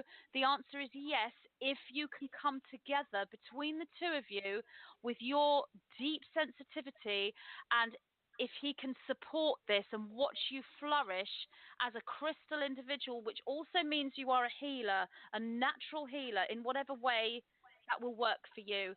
If you can come together with this and he can support your crystal energy, then there is a future and that will carry on. But that's the main issue that needs to be worked upon, I feel. Does that make sense? Yes. Do you have a timing as to when it might become more consistent? Okay, so we're February. This year, and August is jumping out at me for some kind of resolution in some way. But definitely follow your heart and don't compromise your inner knowing and your calling and your starseed crystal energy for anything. Because I think you are a very giving person, and sometimes you will put your loved ones before yourself. And so it's time for you to really step into your power, and you can be as loving and as giving as you want. But at the same time, remember that Donna is your absolute best friend above anybody. So you need to nurture her. And I know you are doing this, but just put your heart and your knowing first. And the probability of you two coming together and sorting things out about this around August time is fairly high, as long as you stay in your trust and you don't compromise your knowing for a relationship. Let the relationship merge with you rather than you try to fit yourself into it, if you know what I mean. Do you see us slowly building something from now until then? Donna? I do feel so, yes. Okay. I'm sorry, I'm cutting in. Donna, I'm going to cut in and say that we don't have that much time left in the show. So I think we have to cut the rest of those questions short. But Magenta is doing a lovely job of giving you a reading. Thank you, Donna. Thank you. Thank you, Donna. Please tune in and follow the show and you come back another time, okay? Good luck with your relationship. Okay, much love to you. I'm sorry, I'm getting nervous because I know we don't have that much time, and no, this okay. is and you're being so kind, and like I said, it's funny because I really have done so many shows with readings that I still get a lot of people looking for me, and I love the way you answer the questions for people, even when it's an individual question. I think you have a lovely way of putting it out there and letting the relationship come to you. That's beautiful. Yeah, and now I'm going to, Mm-hmm. Yeah, the individual question to that person is massive, and it's the most important thing in their life. So it might seem like not such a big thing because it's individual and subjective, and it's not something that can necessarily be shared with the audience. But to that particular person, it's the most important thing to them. Mm-hmm. Totally. Yeah. And and I get it. I mean, relationships to me are so important. Yes. And since we are in the last part of the show, I'm going to ask you a question for myself. And, this is about, for my life, and I don't know if you can tune into me and where I'm at, but, so I'm a light worker. I guess I can call myself a starseed. I feel like this is my purpose. This is all that I really want to do, is help people and be of service to others and try to be happy and loving and in alignment. And sometimes, especially lately, I've just been bowled over in the last few years by circumstances, by my best friend dying and, having cancer and dying, and then by my situation in my life with my family, and my partner now. My partner and I have I've moved away for reasons for our family, and we're still together, but it's been a very hard time, and I'm having a hard time staying with the vision of the highest timeline. So is there anything that you can see for me of what I should be doing, how to stay in that higher vibrator? The vision of what timeline did you say? Well, I want to be in the 5D. I want to be in like my happiest place. Yes. Running my healing center with my partner and helping people. But right now we're not in that place. So I guess that's what I'm saying is even when things are going hard in the moment, how do we keep that vision of the highest? The highest timeline, right? That's what you said. I missed that word. It's absolutely completely normal for a starseed to not be able to constantly see the vision of that fifth dimensional timeline. What's actually happening right now is all the starseeds are being prepared. This has been going on for quite some years.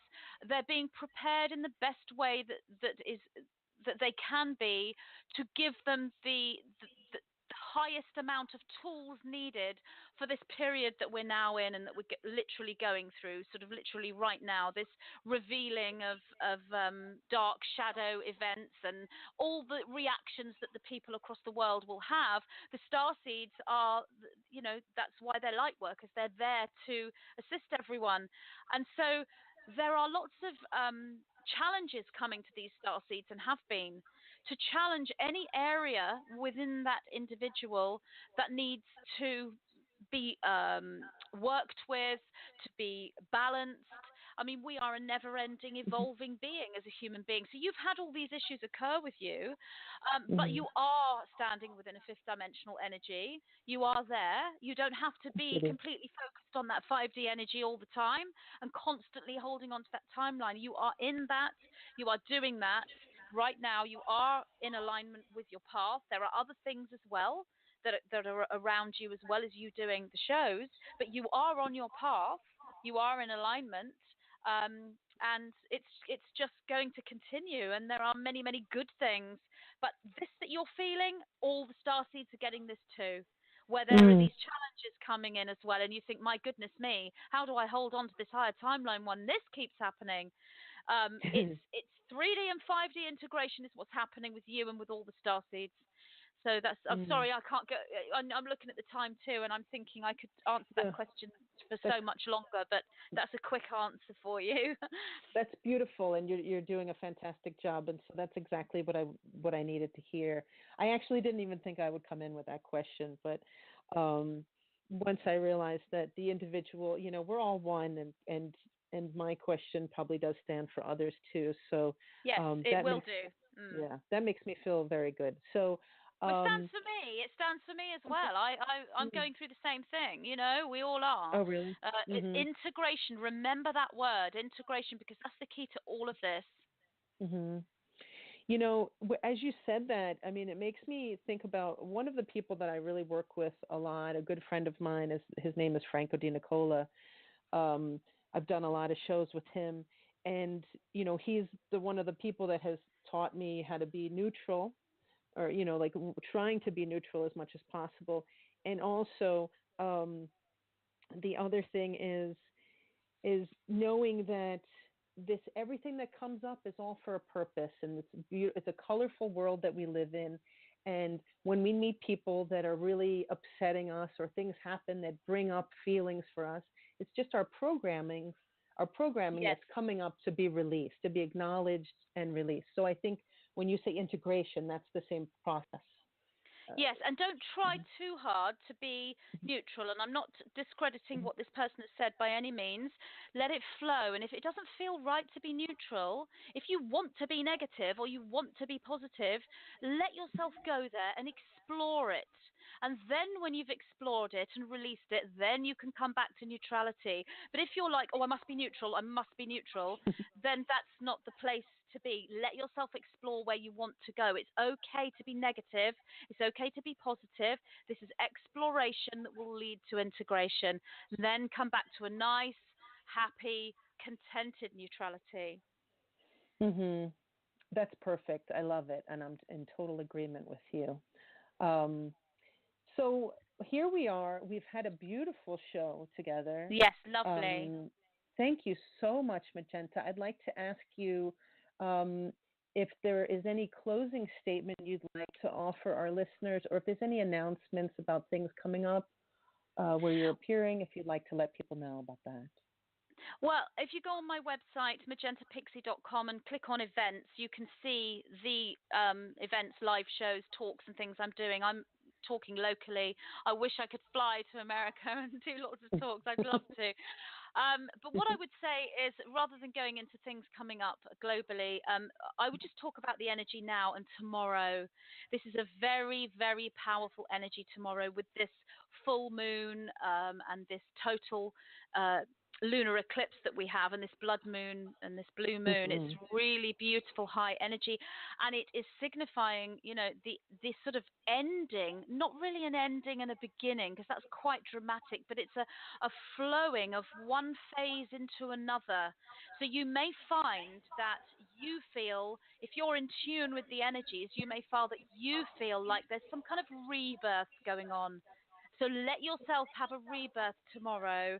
If that means going into meditation, having a beautiful bath with all your lovely aromatherapy oils, and then stepping out and visualizing yourself reborn from your bath, or whatever ritual you want to use, there is a very powerful rebirthing energy occurring right now, and however you feel guided to experience the full moon and connect with it, it's very powerful. So I will just leave with the sort of focus on the energies tomorrow.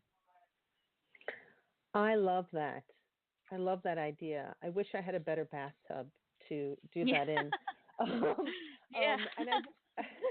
But I'm so glad you brought this up, Magenta, because yesterday I was speaking to my boyfriend, or the other day, and he was saying that it's the blood moon, and it's also the blue moon because it's the second full moon in the month. So I said, and that makes a magenta moon. Yes, it does. I will also add that this is about amplification of what you already are. So for those that experience a lot of love and light as self, you will expand this and you will have this rebirthing, but it's going to, it's like a big mirror being held up to everybody. So that's also part of this, which could be perceived as positive or negative, depending on where you are, which is why the star seeds have been called to prepare and deal with all their issues, so that when big events like tomorrow occur, we are ready to connect with that amplification. And when they hold the mirror up, what we present to that mirror is a beautiful, balanced rebirthing and positivity. Well, that is just beautiful, and what a great way to end the show. It's a very exciting time. Here we are at the very end of the show. We need to end. So thank you so much, Magenta Pixie, for a wonderful show, and thank you everyone for being with us. So thank you, Claudia. Thank you, Magenta. I will be in touch with you, and we'll have you back in the future. Yes, definitely. Okay, much love to you, my dear. Thank you. Much love. Thank you so much. Right. Thank you. Bye, Magenta. Bye. Love you. Love. Oh, so she just said love you too. I'm sorry I cut you off right at the end there, Magenta.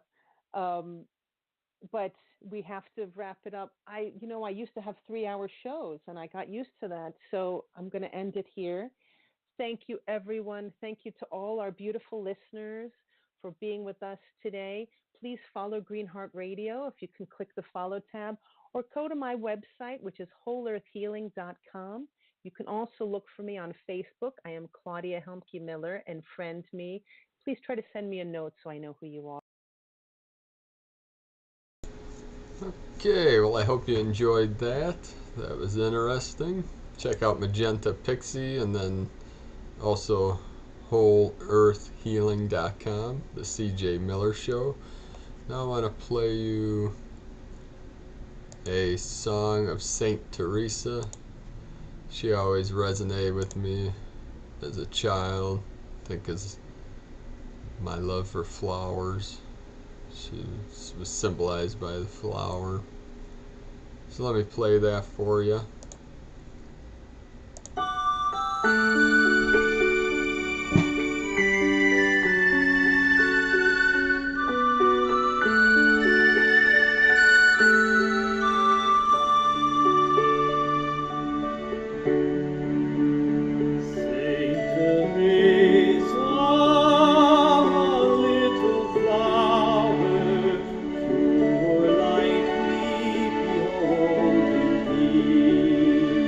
In your garden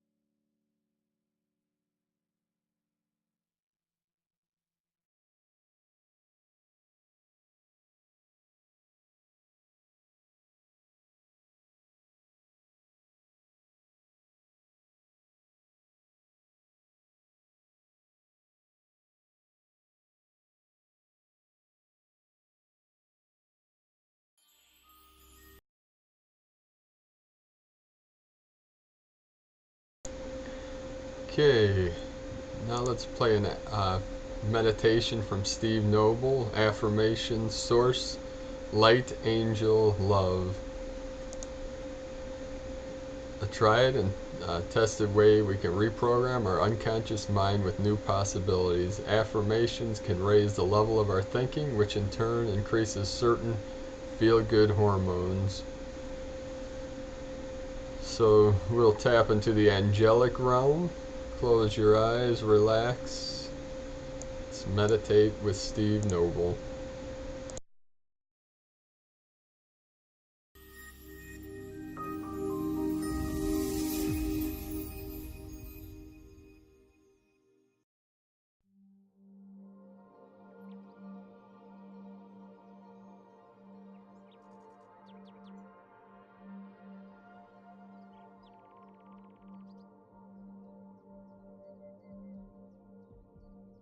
I am one with the all-embracing light of Source Energy.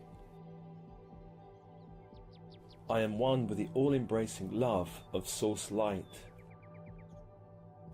One with the power of light that moves through all living beings.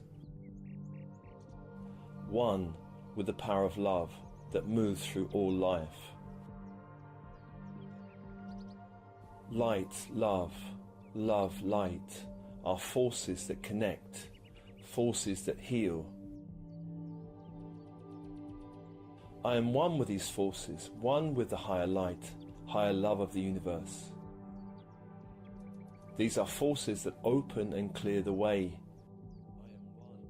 The way is open, and within this open way there are many helpful forces that I can call upon in this ascending 3D dimension of Earth.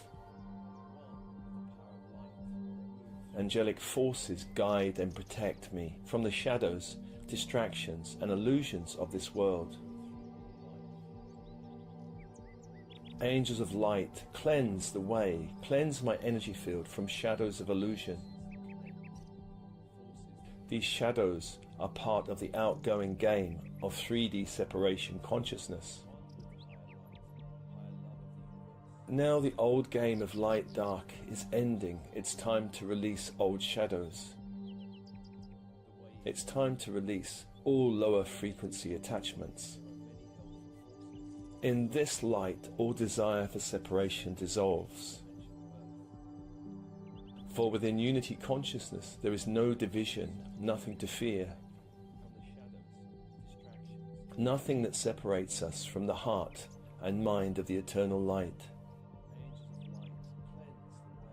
In this light, there are angelic forces. Angelic forces are part of the fabric of the universal matrix of light, the gatekeepers that guard the dimensional portals. I leave the dimension of shadow behind me. I enter the realm of light. I release all agreements that bind me to the 3D world of shadows. Time now to embrace a higher octave of my soul's light. My higher self is with me. My higher self, the personal gatekeeper. The gatekeeper points the way to higher dimensions of light, higher dimensions of life. The gatekeeper has summoned many angels to illuminate the way. Angels are with me at every step. Archangel Raphael, flaming emerald green fire is before me. Archangel Michael, electric blue force to my right. Archangel Gabriel, diamond white light at my back. Archangel Uriel, ruby red fire to my left. Radiant angels surround and hold me.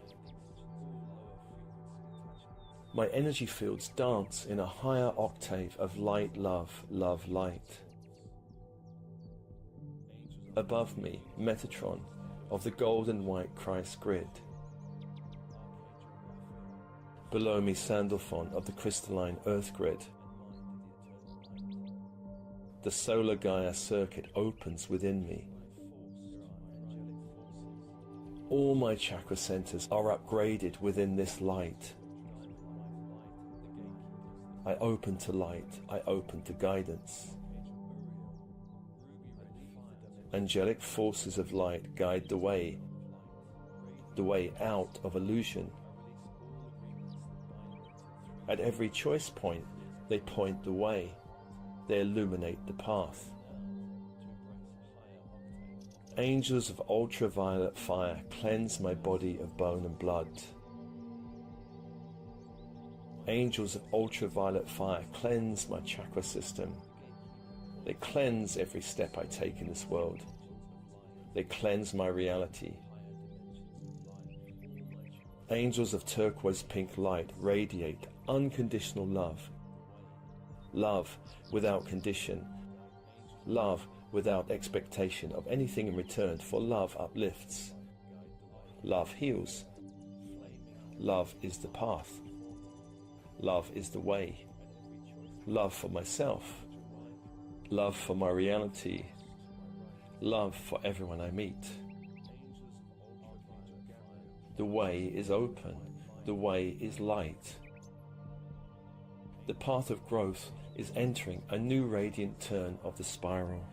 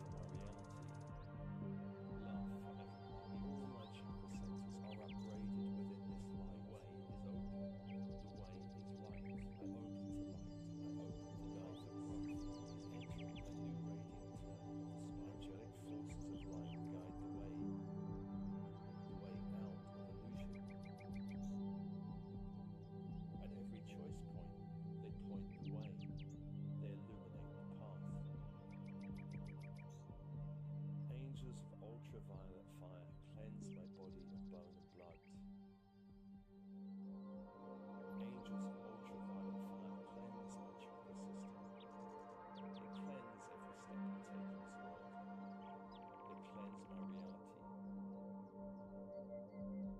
radiate unconditional love. Love without condition.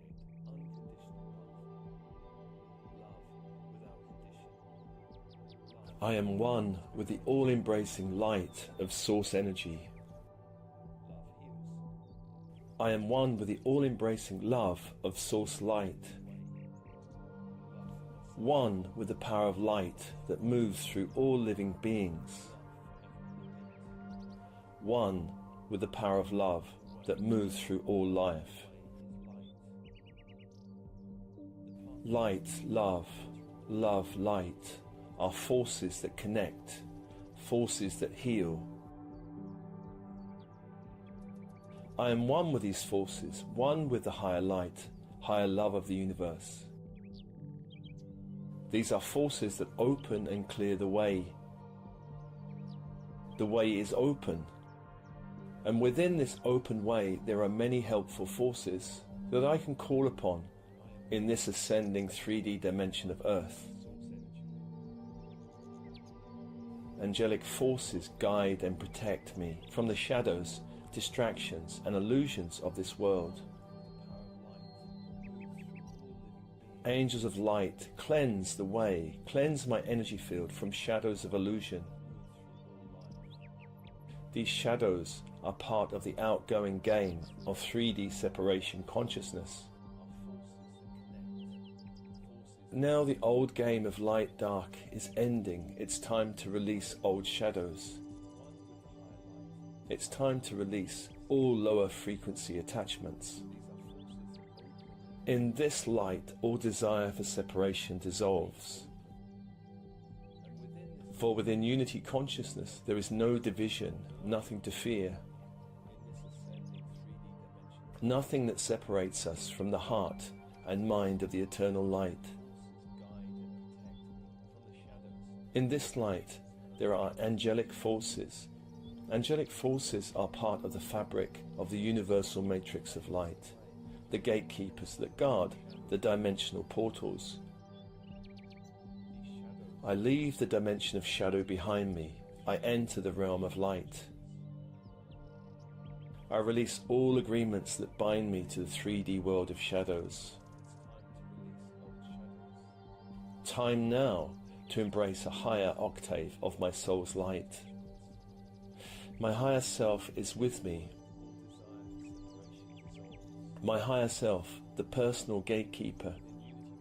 The gatekeeper points the way to higher dimensions of light, higher dimensions of life. The gatekeeper has summoned many angels to illuminate the way. Angels are with me at every step. Archangel Raphael, flaming emerald green fire is before me. Archangel Michael, electric blue force to my right. Archangel Gabriel, diamond white light at my back. Archangel Uriel, ruby red fire to my left. Radiant angels surround and hold me. My energy fields dance in a higher octave of light, love, love, light. Above me, Metatron of the golden white Christ grid. Below me, Sandalphon of the crystalline earth grid. The solar Gaia circuit opens within me. All my chakra centers are upgraded within this light. I open to light, I open to guidance. Angelic forces of light guide the way out of illusion. At every choice point, they point the way, they illuminate the path. Angels of ultraviolet fire cleanse my body of bone and blood. Angels of ultraviolet fire cleanse my chakra system. They cleanse every step I take in this world. They cleanse my reality. Angels of turquoise pink light radiate unconditional love. Love without condition. Love without expectation of anything in return, for love uplifts. Love heals. Love is the path. Love is the way. Love for myself. Love for my reality. Love for everyone I meet. The way is open. The way is light. The path of growth is entering a new radiant turn of the spiral.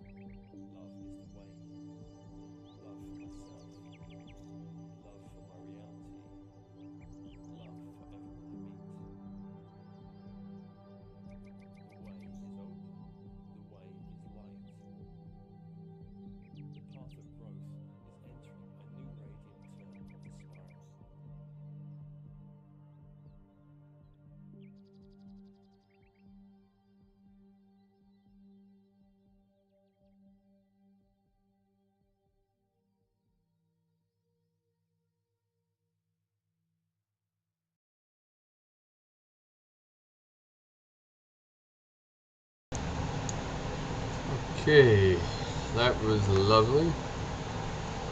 Well, thanks for watching this video, my friend. Have a beautiful and blessed day.